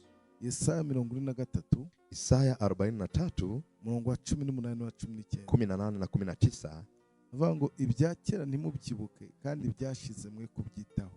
Msiyakumbuke mambo ya kwanza wala msiyatafakari mambo ya zamani. Dore ngiye gukora ikintu gishya. Tazama nitatenda jambo neno jipya. Kigiye kwaduka ntimuzakimenya. Na sasa litakapokuja hamtalijua. Nzaharura inzira mu butayu.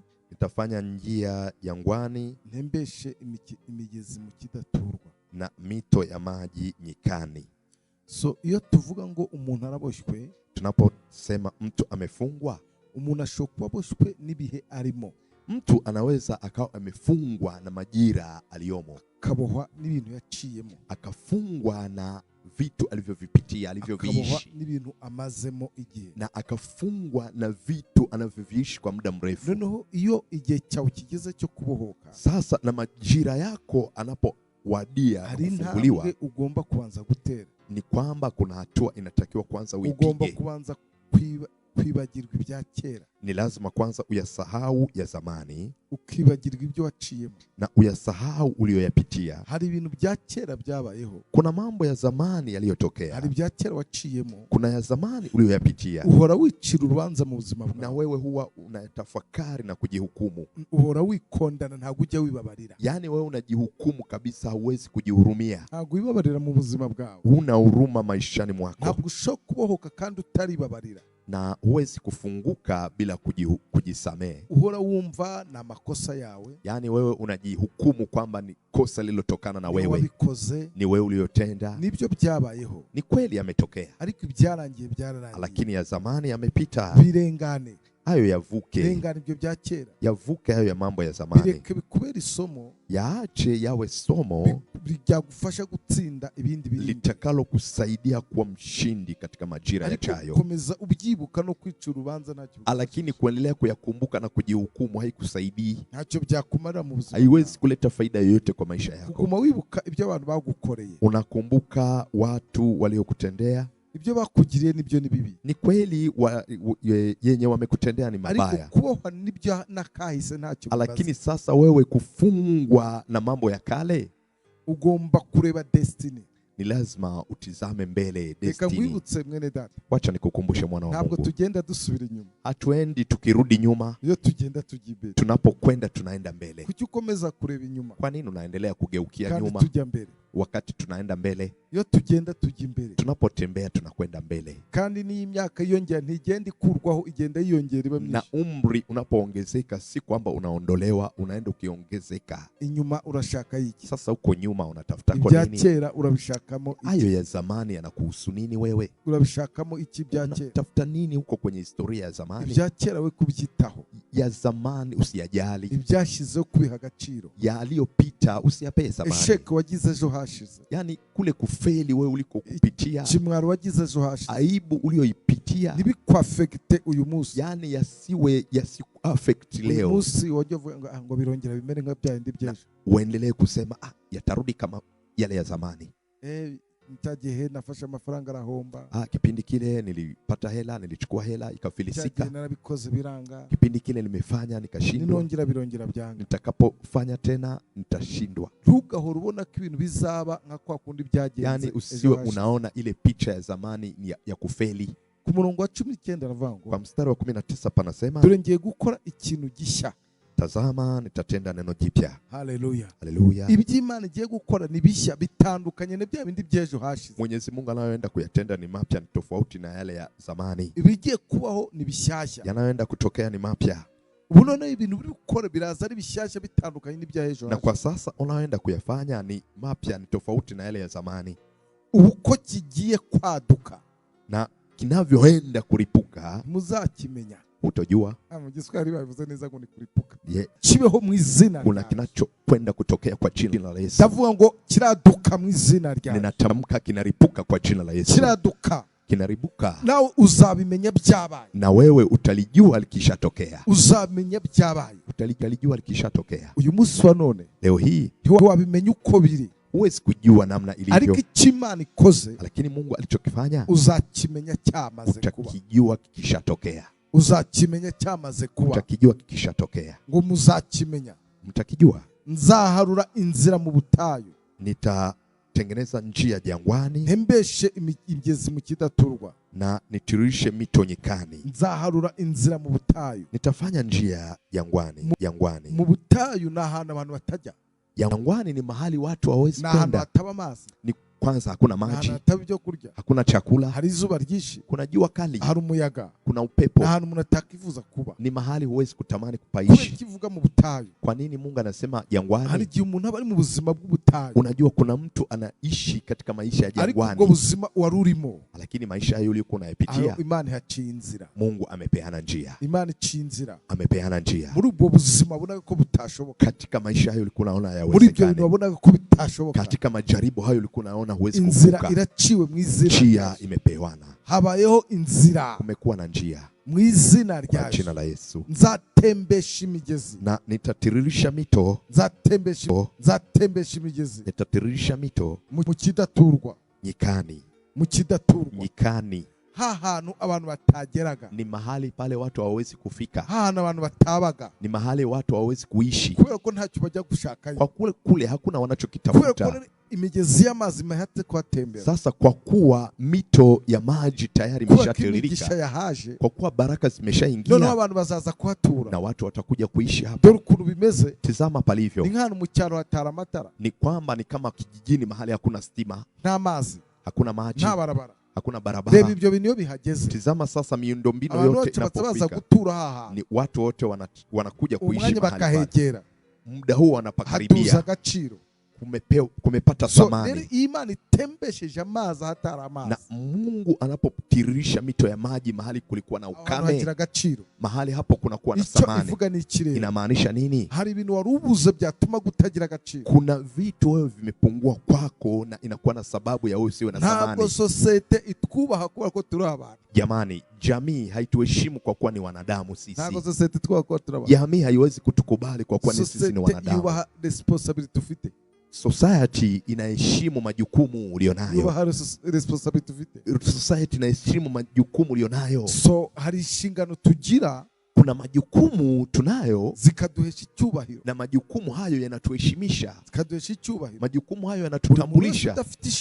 Na mtu yote ana majukumu katika dunia hii. Hawezi kupata heshima, hawezi kupata heshima. Rero nasomye birambwa ngo Imana izibye abantu bakeneye. Na nilisoma Bible ikaniambia Mungu anajua mahitaji ya wanadamu. Imana inazibye abantu bakeneye. Mungu anajua tunacho wanadamu. Imana inazibye abantu bakeneye. Mungu anajua tunachokihitaji. Irazi ikintu cyaripuka ku buzima bwawe. Yani Mungu anajua kinachoweza kuripuka kwa maisha yako. Uwo mwanya wakatangira kukuba, na muda huo wanadamu wakaanza kukuheshimu. Abatagutelefona akagutelefona. Wale walikuwa hawajawahi kukupigia simu ndio wanatafuta na namba zako. Abatemeraga kuri mwene wabo, walikuwa hawakukubali kama ndugu, bagatangira kwemera kuri mwene wabo, wanaanza kukubali kama wewe ni ndugu, bakaza kukuramutsa, wanakuja kukusalimia, bakaza kukuraba, wanakuja kukutembelea. Abataguhaga ijambo bakaguha ijambo. Wale walikuwa kabisa wamekunyima neno wakaanza kukupa heshima. Abagucagaho nka bisi yuzuye, waliokuwa wanakupitia kama basi limejaa, bagatangira kuguha agaciro, wanaanza sasa kukupea thamani. So rero uyu musi wano uherereye hose, na leo hii mahali popote ulipo, ndatangaza ikintu gisha ku buzima bwa mizina. Tangaza neno jipya kwa maisha yako, kandi kigira cyaduke mu buzima bwawe, na kinaenda kuripuka kwa maisha yako, kandi kiradutse mu izina ryawe, tena kimeripuka kwa jina la Yesu, kiradutse mu izina ryawe, kimeripuka kwa jina la Yesu, kandi abantu bose bazakimenya, na watu wote watajua mu izina ryawe, kwa jina la Yesu. Ntuvuge ngo hari karande ziwanyu, usiseme kuna laana za kifamilia, ntuvuge ngo hari mizimu n'abarozi, usiseme kuna mizimu na warogi, ntuvuge ngo hari ubupfumu, usiseme kuna uchawi. Icyo nta mbaraga zigihagarika mu izina ryawe, hicho kinachoripuka hakuna nguvu iwezacho kukizuia,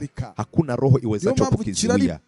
Ndio maana kinaripuka, kiza gitunguranye nka accident, yani kinakuja kama ajali, kuburyo n'umwanzi wawe, yani ni kama adui wako, ntamenye igihe byabereye, hawezi kujua ni muda gani kimetokea, asigara abona byabaye, yani anabaki kwenye mshangao, jambo limetokea, abona byakoretse, anaona limetendeka. Iki nicyo kigiye kubaho ku buzima bwawe, na hili ndio linaloenda kutokea kwa maisha yako kwa jina la Yesu, na hiki ndio kimetokea kwa maisha yako. Kuna jambo la kushtusha, kuna jambo limeibuka kwa maisha yako, tandukanye n'ibyo warumenyere mu buzima bwawe, yani lilo tofauti na lile ulilozoea kwa maisha yako, n'ibyo warumenyere kubona, lilo tofauti na lile ulilozoea kuliona, guhura nabyo, lile tofauti na lile ulilozoea kukutana nalo kwa jina la Yesu. Kandi abantu bose bazakibona, tena watu wote watakiona, kandi nawe uzahimbaza Imana, na wewe utamtukuza Mungu mu izina rya kwa jina la Yesu, mu izina kwa jina la Yesu. Imana mu ijuru guhezagire, Mungu wa mbinguni akubariki, Imana mu ijuru guumugisha, Mungu wa mbinguni akupe baraka mu buzima bwa mu izina rya, na liishi kwa maisha yako. Hakuna mlogi, hakuna mchawi atakayezuia neno hili, hakuna mchawi atakayezuia neno hili, hakuna imigezi itembe ku buzima bwawe, mito imetiririka kwa maisha yako, mu bugaragwa hashizwe inzira, jangwani kumewekwa njia, mu izina kwa jina la Yesu. Ibyari byaranze biremeye, vilivyokuwa vimekataa mu izina kwa jina la Yesu. Imana iguhezagire, Mungu akubariki, kandi ugire umugisha, na ukawe na baraka, bibayeho uko mu izina, na imekuwa kwa jina la Yesu. Urabohotse mu izina, umefunguka kwa jina la Yesu, urabohotse mu izina, umefunguka kwa jina la Yesu. Funguka kwa mambo ya kale, funguka kwa ile ulivyofeli siku zilizopita. Funguka kwa ile aibu iliyopita. Siko bizaba. Sivyo ndivyo itakavyokuwa. Siko bizaba. Sivyo ndivyo itakavyokuwa. Na halitorudi kwa maisha yako. Kwa jina la Yesu. Kwa jina la Yesu. Amen. Amen. Komeze kudukurikirana. Endelea kutufuatilia. Ejo kwa gatanu. Kesho Ijumaa tuzaba turi kumwe mu makoraniro ya online altar. Tutakuwa pamoja kwenye huduma ya online altar. Saa sita z'ijoro hano muri Nairobi. Ni saa sita usiku. Mwami wacu Yesu Kristo. Neema, amani kutoka kwa Bwana wetu iwe nanyi katika jina la Yesu Kristo. Ikaze mu kiganiro Healing Jesus Campaign. Karibu katika kipindi cha Healing Jesus Campaign. Omwumva ni Apostle Paul Saimana kuva mu ishengero Holy City of God Temple Kenya Nairobi. Mnayemsikia ni mtume Leopold Sabimana kutoka katika kanisa la Holy City of God Temple Kenya Nairobi. Mbere ko dutangira dufite ijambo ryo kwaturira hamwe. Kabla ya kuanza tuna neno la kukiri kwa pamoja. Kwatura amagambo agize indirimbo nshya. Ni kutangaza maneno anayounda wimbo mpya. Ni wewe ukwiriye kwenda igitabo no kumena ibimenyetso bigifatanije. Ni wewe unayestahili kuchukua kitabu hiki na kuvunja mihuri yake. Kuko watambwe ugacungurira Imana abo miryango yose no mu ndimi zose. Kwa kuwa ulitolewa ukakomboa watu wa Mungu wa kila kabila, kila taifa, no moko yose no mahanga yose ubacunguje amaraso yawe. Na nchi zote na lugha zote ukiwakomboa kwa damu yako. Ukabahindurira Imana yacu kuba abami n'abatambyi kandi bazima mu isi. Ukawafanya kuwa makuhani na wafalme wa Mungu wetu katika ulimwengu. Leo ni siku ya Alhamisi. Ni siku ya kufunguliwa.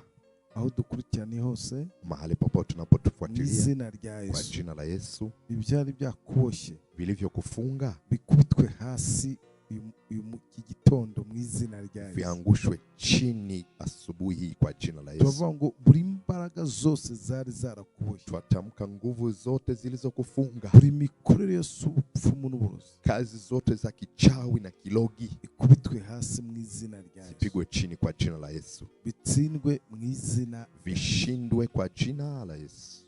Yesaya 43, Isaya 43 murongo wa 18 na 19, 18 na 19, avuga ngo ibyakera ntimubyibuke kandi byashize mwe kubyitaho.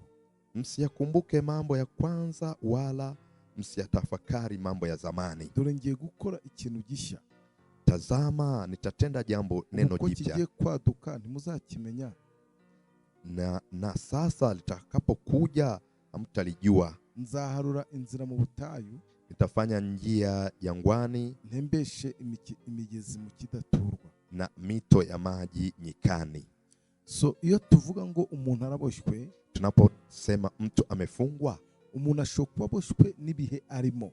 Mtu anaweza akawa amefungwa na majira aliyomo, akabohwa n'ibintu yaciyemo, akafungwa na vitu alivyovipitia, alivyoviishi, n'ibintu amazemo igihe, na akafungwa na vitu anavyoviishi kwa muda mrefu. Noneho iyo igihe cyawe kigeze cyo kubohoka, sasa na majira yako anapowadia kufunguliwa, ugomba kuanza gutera. Ni kwamba kuna hatua inatakiwa kwanza uipige. Ugomba kuanza kwibagirwa ibya kera. Ni lazima kwanza uyasahau ya zamani, ukibagirwa ibyo waciyemo, na uyasahau uliyoyapitia. Hari ibintu bya kera byabayeho, kuna mambo ya zamani yaliyotokea, hari bya kera waciyemo, kuna ya zamani uliyoyapitia. Uhora wicira urubanza mu buzima bwawe, na wewe huwa unatafakari na kujihukumu. Uhora wikondana, ntago ujya wibabarira. Yani wewe unajihukumu kabisa, huwezi kujihurumia. Ntago wibabarira mu buzima bwawe, huna huruma maishani mwako. Ntabwo ushobora kubohoka kandi utaribabarira, na huwezi kufunguka bila kujisamehe. Uhora wumva na makosa yawe, yani wewe unajihukumu kwamba ni kosa lililotokana na wewe, wabikoze, ni wewe uliyotenda. Nibyo byabayeho, ni kweli yametokea, ariko ibyarangiye byararangiye, lakini ya zamani yamepita. Birengane, hayo yavuke. Birengane ibyo bya kera, yavuke hayo ya mambo ya zamani. Bireke bikubera isomo, yaache yawe somo byagufasha gutsinda ibindi bintu, litakalo kusaidia kuwa mshindi katika majira yajayo. Komeza ubyibuka no kwica urubanza ntacyo, lakini kuendelea kuyakumbuka na kujihukumu haikusaidii. Ntacyo byakumarira mu buzima, haiwezi kuleta faida yoyote kwa maisha yako. Kuguma wibuka ibyo abantu bagukoreye, unakumbuka watu waliokutendea, ibyo bakugiriye nibyo ni bibi. Ni kweli yenye wamekutendea ni mabaya. Ariko kubohwa nibyo nakahise ntacyo bibaza. Lakini sasa wewe kufungwa na mambo ya kale, ugomba kureba destiny. Ni lazima utizame mbele destiny. Reka mwibutse mwene data. Wacha nikukumbushe mwana wa Mungu. Ntabwo tugenda dusubira inyuma. Hatuendi tukirudi nyuma. Iyo tugenda tujimbere. Tunapokwenda tunaenda mbele. Kuki ukomeza kureba inyuma? Kwa nini unaendelea kugeukia nyuma? Tujya mbele. Wakati tunaenda mbele. Iyo tugenda tujya mbele. Tunapotembea tunakwenda mbele. Kandi ni imyaka yongera ntigenda ikurwaho, igenda yiyongera iba myinshi. Na umri unapoongezeka si kwamba unaondolewa, unaenda ukiongezeka. Inyuma urashaka iki? Sasa uko nyuma unatafuta kwa nini? Ibya kera urabishakamo iki? Hayo ya zamani yanakuhusu nini wewe? Urabishakamo iki bya kera? Unatafuta nini huko kwenye historia ya zamani? Ibya kera we kubyitaho. Ya zamani usiyajali. Ibyashizeho kubiha agaciro. Yaliyopita usiyape zamani. Esheke wagize ejo hashize. Yani kule kufeli wewe uliko kupitia. Chimwaro wagize ejo hashize. Aibu ulioipitia. Nibikwafekte uyu munsi. Yani yasiku-affect leo. Uyu munsi wajya ngo birongera bimere nka bya bindi by'ejo. Uendelee kusema yatarudi kama yale ya zamani. Nitagihe nafashe amafaranga arahomba. Kipindi kile nilipata hela, nilichukua hela ikafilisika. Narabikoze biranga. Kipindi kile nimefanya nikashindwa. Ninongera birongera byanga. Nitakapofanya tena nitashindwa. Ntugahora ubona ko ibintu bizaba nka kwa kundi byagenze. Yani usiwe unaona ile picha ya zamani ya kufeli. Ku murongo wa 19 aravango. Kwa mstari wa 19 panasema, dore ngiye gukora ikintu gishya. Tazama nitatenda neno jipya. Haleluya. Haleluya. Iby'Imana igiye gukora ni bishya bitandukanye n'ibya bindi by'ejo hashize. Mwenyezi Mungu anayoenda kuyatenda ni mapya, ni tofauti na yale ya zamani. Ibigiye kubaho ni bishyashya. Yanayoenda kutokea ni mapya. Ubuno ibintu biri gukora biraza ari bishyashya bitandukanye n'ibya ejo. Na kwa sasa unayoenda kuyafanya ni mapya, ni tofauti na yale ya zamani. Uko kigiye kwaduka na kinavyoenda kuripuka muzakimenya. Utajua. Mu Giswahili bavuze neza ngo ni kuripuka. Kibeho mu izina. Kuna kinachokwenda kutokea kwa jina la Yesu. Ndavuga ngo kiraduka mu izina rya. Ninatamka kinaripuka kwa jina la Yesu. Kiraduka. Kinaribuka. Nawe uzabimenya byabaye. Na wewe utalijua likishatokea. Uzamenya byabaye. Utalijua likishatokea. Uyu munsi wa none. Leo hii ntiwabimenya uko biri. Huwezi kujua namna ilivyo. Ariko Imana ikoze. Lakini Mungu alichokifanya uzakimenya cyamaze kuba. Utakijua kikishatokea. Uzakimenya cyamaze kuba. Utakijua kikishatokea. Ngo muzakimenya. Mtakijua. Nzaharura inzira mu butayu. Nitatengeneza njia jangwani. Ntembeshe imigezi mu kidaturwa. Na nitirishe mito nyikani. Nzaharura inzira mu butayu. Nitafanya njia jangwani. Mu butayu na ahantu abantu batajya. Jangwani ni mahali watu hawezi kwenda. Na ahantu hataba amazi. Ni kwanza hakuna maji. Hataba ibyo kurya. Hakuna chakula. Hari izuba ryinshi. Kuna jua kali. Hari umuyaga. Kuna upepo. Na ahantu umuntu atakifuza kuba. Ni mahali huwezi kutamani kupaishi. Kivuga mu butayu. Kwa nini Mungu anasema jangwani? Hari igihe umuntu aba ari mu buzima bw'ubutayu. Unajua kuna mtu anaishi katika maisha ya jangwani. Ariko buzima warurimo. Lakini maisha hayo uliokuwa unayapitia. Imana haciye inzira. Mungu amepeana njia. Imana iciye inzira. Amepeana njia. Muri ubwo buzima ubona ko butashoboka. Katika maisha hayo ulikuwa unaona yawezekana. Muri ibyo bintu ubona ko bitashoboka. Katika majaribu hayo ulikuwa unaona huwezi kuvuka. Iraciwe mu izina. Njia imepewana. Habayeho inzira. Kumekuwa na njia. Mu izina rya jina la Yesu. Nzatembesha imigezi. Na nitatiririsha mito. Nzatembesha imigezi. Nitatiririsha mito. Mu kidaturwa. Nyikani. Mu kidaturwa. Nyikani. Hantu abantu batageraga. Ni mahali pale watu hawawezi kufika. Hantu abantu batabaga. Ni mahali watu hawawezi kuishi. Kubera ko ntacyo bajya gushakayo. Kwa kule hakuna wanachokitafuta. Kubera ko imigezi y'amazi mahate kwatembera. Sasa kwa kuwa mito ya maji tayari imeshatiririka. Kwa kuwa baraka zimeshaingia. None abantu bazaza kuhatura. Na watu watakuja kuishi hapa. Dore ukuntu bimeze. Tizama palivyo. Ni nk'ahantu mu cyaro hatara amatara. Ni kwamba ni kama kijijini mahali hakuna stima. Nta mazi. Hakuna maji. Nta barabara. Hakuna barabara. Reba ibyo bintu bihageze. Tizama sasa miundombinu yote inapofika. Ni watu wote wanakuja kuishi mahali pale. Muda huu wanapakaribia. Kumepata thamani. So, Imana itembesheje amazi hatari amazi. Na Mungu anapotiririsha mito ya maji mahali kulikuwa na ukame. Mahali hapo kunakuwa na thamani. Inamaanisha nini? Hari ibintu warubuze byatuma gutagira agaciro. Kuna vitu wewe vimepungua kwako na inakuwa na sababu ya wewe usiwe na thamani. Ntabwo societe itwubaha kuba ko turi abantu. Jamani, jamii haituheshimu kwa kuwa ni wanadamu sisi. Ntabwo societe twubaha ko turi abantu. Jamii haiwezi kutukubali kwa kuwa sisi ni wanadamu. Yubaha responsibility tufite. Society inaheshimu majukumu ulionayo. Society inaheshimu majukumu ulionayo. So hari inshingano tugira, kuna majukumu tunayo zikaduhesha icyubahiro, na majukumu hayo yanatuheshimisha, zikaduhesha icyubahiro. Majukumu hayo yanatutambulisha. Na mtu yote ana majukumu katika dunia hii. Hawezi kupata heshima, hawezi kupata heshima. Rero nasomye birambwa ngo Imana izibye abantu bakeneye. Na nilisoma Bible ikaniambia Mungu anajua mahitaji ya wanadamu. Imana inazibye abantu bakeneye. Mungu anajua tunachokihitaji. Imana inazibye abantu bakeneye. Mungu anajua tunachokihitaji. Irazi ikintu cyaribuka ku buzima bwawe. Yaani Mungu anajua kinachoweza kuripuka kwa maisha yako. Uwo mwanya abantu bagatangira kukuba. Na muda huo wanadamu wakaanza kukuheshimu. Abatagutelefona wale walikuwa hawajawahi kukupigia simu ndio wanatafuta na namba zako. Abatemeraga kuri mwene wao, walikuwa hawakukubali kama ndugu, bagatangira kwemera kuri mwene wao, wanaanza kukubali kama wewe ni ndugu. Bakaza kukuramutsa, wanakuja kukusalimia, bakaza kukuraba, wanakuja kukutembelea. Abataguhaga ijambo bakaguha ijambo. Wale walikuwa kabisa wamekunyima neno wakaanza kukupa heshima. Abagucagaho nka bisi yuzuye, waliokuwa wanakupitia kama basi limejaa, bagatangira kuguha agaciro, wanaanza sasa kukupea samani. So rero uyu musono no herere hose, na leo hii mahali popote ulipo, ndatangaza ikintu gisha ku buzima bwa mizina. Tangaza neno jipya kwa maisha yako, kandi kigira cyaduke mu buzima bwawe, na kinaenda kuripuka kwa maisha yako, kandi kiradutse mu izina ryawe, tena kimeripuka kwa jina la Yesu, kiradutse mu izina ryawe, kimeripuka kwa jina la Yesu, kandi abantu bose bazakimenya, na watu wote watajua mu izina ryawe, kwa jina la Yesu. Uvuge ngo hari karande ziwanyu, usiseme kuna laana za kifamilia. Uvuge ngo hari mizimu na barozi, usiseme kuna mizimu na warogi. Uvuge ngo hari ubupfumu, usiseme kuna uchawi. Ico nta mbaraga zigihagarika mu izina ryawe. Hicho kinachoripuka hakuna nguvu iwezacho kukizuia, hakuna roho iwezacho kukizuia. Ndio maana kinaripuka, kiza gitunguranye nka accident, yani kinakuja kama ajali, kuburyo n'umwanzi wawe, yani ni kama adui wako ntamenye igihe byabereye, hawezi kujua ni muda gani kimetokea, asigara abona byabaye, yani anabaki kwenye mshangao, jambo limetokea, abona byakoretse, anaona limetendeka. Iki nicyo kigiye kubaho ku buzima bwawe, na hili ndio linaloenda kutokea kwa maisha yako kwa jina la Yesu, na hiki ndio kimetokea kwa maisha yako. Gitunguranye ku buzima bwawe, kuna jambo la kushtusha, hari ikintu cyadutse ku buzima bwawe, kuna jambo limeibuka kwa maisha yako, tandukanye n'ibyo warumenyereye mu buzima bwawe, yani lilo tofauti na lile ulilozoea kwa maisha yako, tandukanye n'ibyo warumenyereye kubona, lilo tofauti na lile ulilozoea kuliona, umenyereye guhura nabyo, lile tofauti na lile ulilozoea kukutana nalo kwa jina la Yesu, kandi abantu bose bazakibona, tena watu wote watakiona, kandi nawe uzahimbaza Imana, na wewe utamtukuza Mungu mu izina rya kwa jina la Yesu, mu izina kwa jina la Yesu. Imana yo mu ijuru guhezagire, Mungu wa mbinguni akubariki, Imana yo mu ijuru guhumugisha, Mungu wa mbinguni akupe baraka mu buzima bwa mu izina rya, na liishi kwa maisha yako. Hakuna mlogi, hakuna mchawi urabihagarika mu izina, atakayezuia neno hili.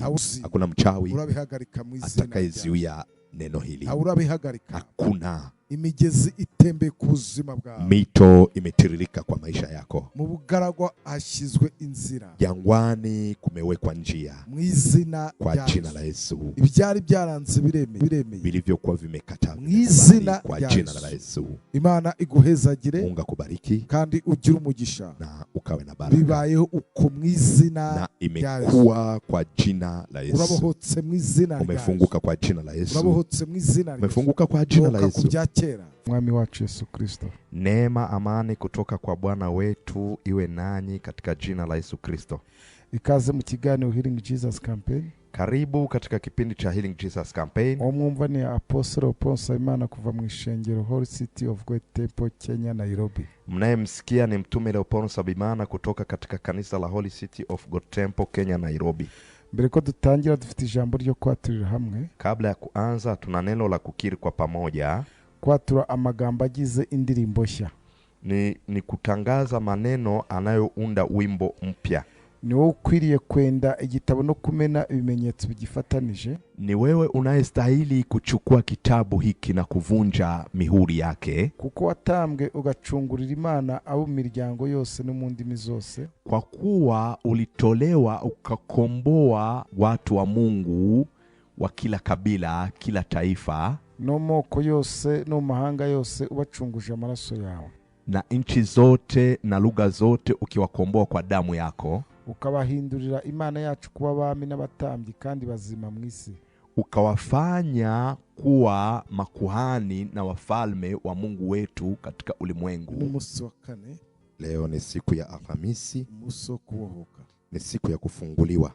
Aho dukurikirana hose, mahali popote tunapotufuatilia, izina rya Yesu, kwa jina la Yesu, ibyari byakuboshye, vilivyokufunga bikubitwe hasi iki gitondo mu izina rya Yesu, viangushwe chini asubuhi kwa jina la Yesu. Tuvuga ngo buri imbaraga zose zari zarakuboshye, twatamka nguvu zote zilizokufunga, buri mikorere yose ubupfumu n'uburozi, kazi zote za kichawi na kilogi, ikubitwe hasi mu izina rya Yesu, zipigwe chini kwa jina la Yesu, bitsindwe mu izina, vishindwe kwa jina la Yesu.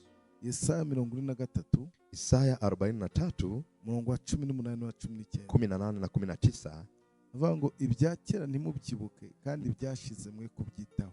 Msiyakumbuke mambo ya kwanza wala msiyatafakari mambo ya zamani. Dore ngiye gukora ikintu gishya. Tazama nitatenda jambo neno jipya. Kigiye kwaduka ntimuzakimenya. Na sasa litakapokuja hamtalijua. Nzaharura inzira mu butayu, nitafanya njia jangwani, ntembeshe imigezi mu kidaturwa, na mito ya maji nyikani.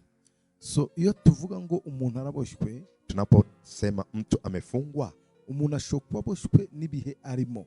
Mtu anaweza akawa amefungwa na majira aliyomo, akabohwa n'ibintu yaciyemo, akafungwa na vitu alivyovipitia, alivyoviishi, akabohwa n'ibintu amazemo igihe, na akafungwa na vitu anavyoviishi kwa muda mrefu. Noneho iyo igihe cyawe kigeze cyo kubohoka, sasa na majira yako anapowadia kufunguliwa, ugomba kuanza gutera. Ni kwamba kuna hatua inatakiwa kwanza uipige. Ugomba kuanza kwibagirwa ibya kera. Ni lazima kwanza uyasahau ya zamani, ukibagirwa ibyo waciyemo, na uyasahau uliyoyapitia. Hari ibintu bya kera byabayeho, kuna mambo ya zamani yaliyotokea, hari bya kera waciyemo, kuna ya zamani uliyoyapitia. Uhora wicira urubanza mu buzima bwawe, na wewe huwa unatafakari na kujihukumu. Uhora wikondana, ntabwo ujya wibabarira. Yani wewe unajihukumu kabisa, huwezi kujihurumia. Ntabwo wibabarira mu buzima bwawe, huna huruma maishani mwako. Ntabwo ushobora kubohoka kandi utaribabarira, na huwezi kufunguka bila kujisamehe. Uhora wumva na makosa yawe, yani wewe unajihukumu kwamba ni kosa lililotokana na wewe,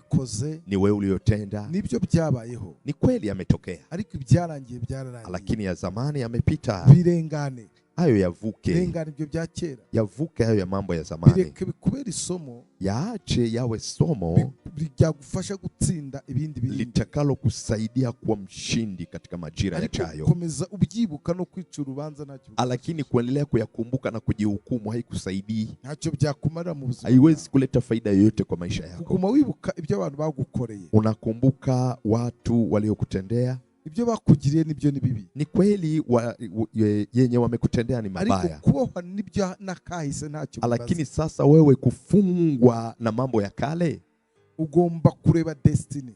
Ni lazima utizame mbele destiny. Reka ngwibutse mwene data, wacha nikukumbushe mwana wa Mungu. Ntabwo tugenda dusubira inyuma, hatuendi tukirudi nyuma. Iyo tugenda tujya imbere, tunapokwenda tunaenda mbele. Kuki ukomeza kureba inyuma? Kwa nini unaendelea kugeukia nyuma tujya mbele wakati tunaenda mbele? Iyo tugenda tujya imbere, tunapotembea tunakwenda mbele. Kandi ni imyaka yongera, ntigenda ikurwaho, igenda yiyongera iba myinshi. Na umri unapoongezeka, si kwamba unaondolewa, unaenda ukiongezeka. Inyuma urashaka iki? Sasa uko nyuma unatafuta kwa nini? Ibya kera urabishakamo iki? Hayo ya zamani yanakuhusu nini wewe? Urabishakamo iki bya kera? Unatafuta nini huko kwenye historia ya zamani? Ibya kera we kubyitaho. Ya zamani usiyajali. Ibyashizeho kubiha agaciro. Yaliyopita usiyapee zamani. Esheke wagize ejo hashize, yani kule kufeli wewe uliko kupitia, kimwaro wagize ejo hashize, aibu ulioipitia, nibikwaffect uyu munsi, yani yasiku-affect leo. Uyu munsi wajya uvuga ngo birongera bimere nka byandi by'ejo, uendelee kusema yatarudi kama yale ya zamani.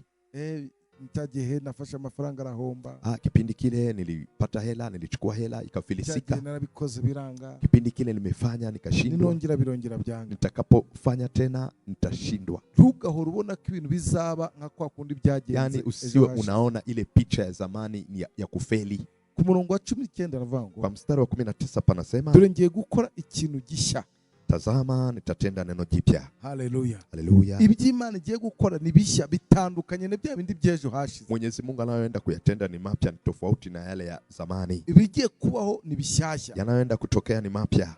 Ubuno ibintu biri gukora biraza ari bishyashya, bitandukanye n'ibya ejo. Na kwa sasa unayoenda kuyafanya ni mapya, ni tofauti na yale ya zamani. uko kigiye kwaduka na kinavyoenda kuripuka muzakimenya. utojua. Mu Giswahili bavuze neza ngo ni kuripuka. Yeah. Kibeho mu izina. Kuna kinachokwenda kutokea kwa jina la Yesu. Ndavuga ngo kiraduka mu izina ryawe. Ninatamka kinaripuka kwa jina la Yesu. Kiraduka. Kinaribuka. Nawe uzabimenya byabaye. Na wewe utalijua likishatokea. Uzamenya byabaye. Utalijua likishatokea. Uyu munsi wa none leo hii wabimenya uko biri. Huwezi kujua namna ilivyo. Ariko Imana ikoze, lakini Mungu alichokifanya uzakimenya cyamaze kuba. Utakijua kikishatokea. Uzakimenya cyamaze kuba. Utakijua kikishatokea. Ngo muzakimenya. Mtakijua. Nzaharura inzira mu butayu. Nitatengeneza njia jangwani. Ntembeshe imigezi mu kidaturwa. Na nitirishe mito nyikani. Nzaharura inzira mu butayu. Nitafanya njia jangwani. Mu butayu na ahantu abantu batajya. Jangwani ni mahali watu hawezi kwenda. Na ahantu hataba amazi. Ni kwanza hakuna maji. Hataba ibyo kurya. Hakuna chakula. Hari izuba ryinshi. Kuna jua kali. Hari umuyaga. Kuna upepo. Na ahantu umuntu atakifuza kuba. Ni mahali huwezi kutamani kupaishi. Kivuga mu butayu. Kwa nini Mungu anasema jangwani? Hari igihe umuntu aba ari mu buzima bw'ubutayu. Unajua kuna mtu anaishi katika maisha ya jangwani. Ariko buzima warurimo. Lakini maisha hayo uliokuwa unayapitia. Imana yaciye inzira. Mungu amepeana njia. Imana iciye inzira. Amepeana njia. Muri ubwo buzima ubona ko butashoboka. Katika maisha hayo ulikuwa unaona hayawezekani. Muri ibyo bintu ubona ko bitashoboka. Katika majaribu hayo ulikuwa unaona huwezi kuvuka. Inzira iraciwe mu izina. Njia imepewana. Habayeho inzira. Kumekuwa na njia. Mu izina rya jina la Yesu. Nzatembesha imigezi. Na nitatiririsha mito. Nzatembesha imigezi. Nitatiririsha mito. Mu kidaturwa. Nyikani. Mu kidaturwa. Nyikani. Hantu abantu batageraga. Ni mahali pale watu hawawezi kufika. Hantu abantu batabaga. Ni mahali watu hawawezi kuishi. Kubera ko ntacyo bajya gushakayo. Kwa kule hakuna wanachokitafuta. Kubera ko imigezi y'amazi mahate kwatembera. Sasa kwa kuwa mito ya maji tayari imeshatiririka. Kwa kuwa baraka zimeshaingia. None abantu bazaza kuhatura. Na watu watakuja kuishi hapa. Dore ukuntu bimeze. Tizama palivyo. Ni nk'ahantu mu cyaro hatara amatara. Ni kwamba ni kama kijijini mahali hakuna stima. Nta mazi. Hakuna maji. Nta barabara. Hakuna barabara. Reba ibyo bintu bihageze. Tizama sasa miundombinu yote inapofika. Ni watu wote wanakuja kuishi mahali pale. Muda huo wanapakaribia. Hatuza agaciro. Kumepata thamani. Imana itembesheje amazi hatara amazi. Na Mungu anapotiririsha mito ya maji mahali kulikuwa na ukame. Mahali hapo kunakuwa na thamani. Inamaanisha nini? Hari ibintu warubuze byatuma gutagira agaciro. Kuna vitu wewe vimepungua kwako na inakuwa na sababu ya wewe usiwe na thamani. Ntabwo societe itwubaha kuba ko turi abantu. Jamani, jamii haituheshimu kwa kuwa ni wanadamu sisi. Ntabwo societe twubaha kwa turi abantu. Jamii haiwezi kutukubali kwa kuwa sisi ni wanadamu. Societe yubaha responsibility ufite. Society inaheshimu majukumu ulionayo. Yubaha responsibility ufite. Society inaheshimu majukumu ulionayo. So hari inshingano tugira. Kuna majukumu tunayo zikaduhesha icyubahiro. Na majukumu hayo yanatuheshimisha. Zikaduhesha icyubahiro. Majukumu hayo yanatutambulisha. Na mtu yote ana majukumu katika dunia hii. Hawezi kupata heshima. Hawezi kupata heshima. Rero nasomye birambwa ngo Imana izibye abantu bakeneye. Na nilisoma Bible ikaniambia Mungu anajua mahitaji ya wanadamu. Imana inazibye abantu bakeneye. Mungu anajua wanadamu. Imana inazibye abantu bakeneye. Mungu anajua tunachokihitaji. Irazi ikintu cyaripuka ku buzima bwawe. Yaani Mungu anajua kinachoweza kuripuka kwa maisha yako. Uwo mwanya abantu bakatangira kukuba. Na muda huo wanadamu wakaanza kukuheshimu. Abatagutelefona akagutelefona. Wale walikuwa hawajawahi kukupigia simu ndio wanatafuta na namba zako. Abatemeraga kuri mwene wabo. Walikuwa hawakukubali kama ndugu. Wakatangira kwemera kuri mwene wabo. Wanaanza kukubali kama wewe ni ndugu. Bakaza kukuramutsa. Wanakuja kukusalimia. Bakaza kukuraba. Wanakuja kukutembelea. Abataguhaga ijambo bakaguha ijambo. Wale walikuwa kabisa wamekunyima neno wakaanza kukupa heshima. Abagucagaho nka bisi yuzuye. Waliokuwa wanakupitia kama basi limejaa. Bagatangira kuguha agaciro. Wanaanza sasa kukupea thamani. So rero uyu munsi noneho uherere hose. Na leo hii mahali popote ulipo. Ndatangaza ikintu gisha ku buzima bwa mizina. Natangaza neno jipya kwa maisha yako. Kandi kigira cyaduke mu buzima bwawe. Na kinaenda kuripuka kwa maisha yako. Kandi kiradutse mu izina rya Yesu. Tena kimeripuka kwa jina la Yesu. Kiradutse mu izina rya Yesu. Kimeripuka kwa jina la Yesu. Kandi abantu bose bazakimenya. Na watu wote watajua mu izina rya Yesu. Kwa jina la Yesu. Ntuvuge ngo hari karande ziwanyu. Usiseme kuna laana za kifamilia. Ntuvuge ngo hari mizimu n'abarozi. Usiseme kuna mizimu na warogi. Ntuvuge ngo hari ubupfumu. Usiseme kuna uchawi. Icyo nta mbaraga zigihagarika mu izina rya Yesu. Hicho kinachoripuka hakuna nguvu iwezacho kukizuia. Hakuna roho iwezacho kukizuia. Ndio maana kinaripuka. Kiza gitunguranye nka accident. Yaani kinakuja kama ajali.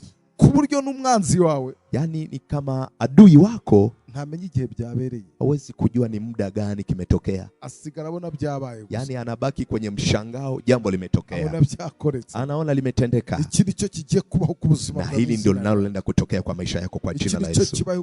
Na hiki ndio kimetokea kwa maisha yako. Hari ikintu gitunguranye ku buzima bwawe. Kuna jambo la kushtusha. Hari ikintu cyadutse ku buzima bwawe. Kuna jambo limeibuka kwa maisha yako. Tandukanye n'ibyo warumenyere mu buzima bwawe. Yani lilo tofauti na lile ulilozoea kwa maisha yako. Tandukanye n'ibyo warumenyere kubona. Lilo tofauti na lile ulilozoea kuliona. Menyere guhura nabyo. Lile tofauti na lile ulilozoea kukutana nalo kwa jina la Yesu. Kandi abantu bose bazakibona. Tena watu wote watakiona. Kandi nawe uzahimbaza Imana. Na wewe utamtukuza Mungu. Mu izina rya Yesu. Kwa jina la Yesu. Mu izina rya Kwa jina la Yesu. Imana yo mu ijuru guhezagire. Mungu wa mbinguni akubariki. Imana yo mu ijuru guhumugisha. Mungu wa mbinguni akupe baraka. Mu buzima bwa mu izina rya. Na liishi kwa maisha yako. Mfumu. Hakuna mlogi. Hamurozi. Hakuna mchawi. Urabihagarika mu izina. Atakayezuia neno hili. Hausi. Hakuna mchawi. Urabihagarika mu izina. Atakayezuia neno hili. Urabihagarika. Hakuna. Imigezi itembe ku buzima bwawe. Mito imetiririka kwa maisha yako. Mu bugaragwa hashyizwe inzira. Jangwani kumewekwa njia. Mu izina kwa jina la Yesu. Ibyari byaranze biremeye. Vilivyokuwa vimekata. Mu izina kwa jina la Yesu.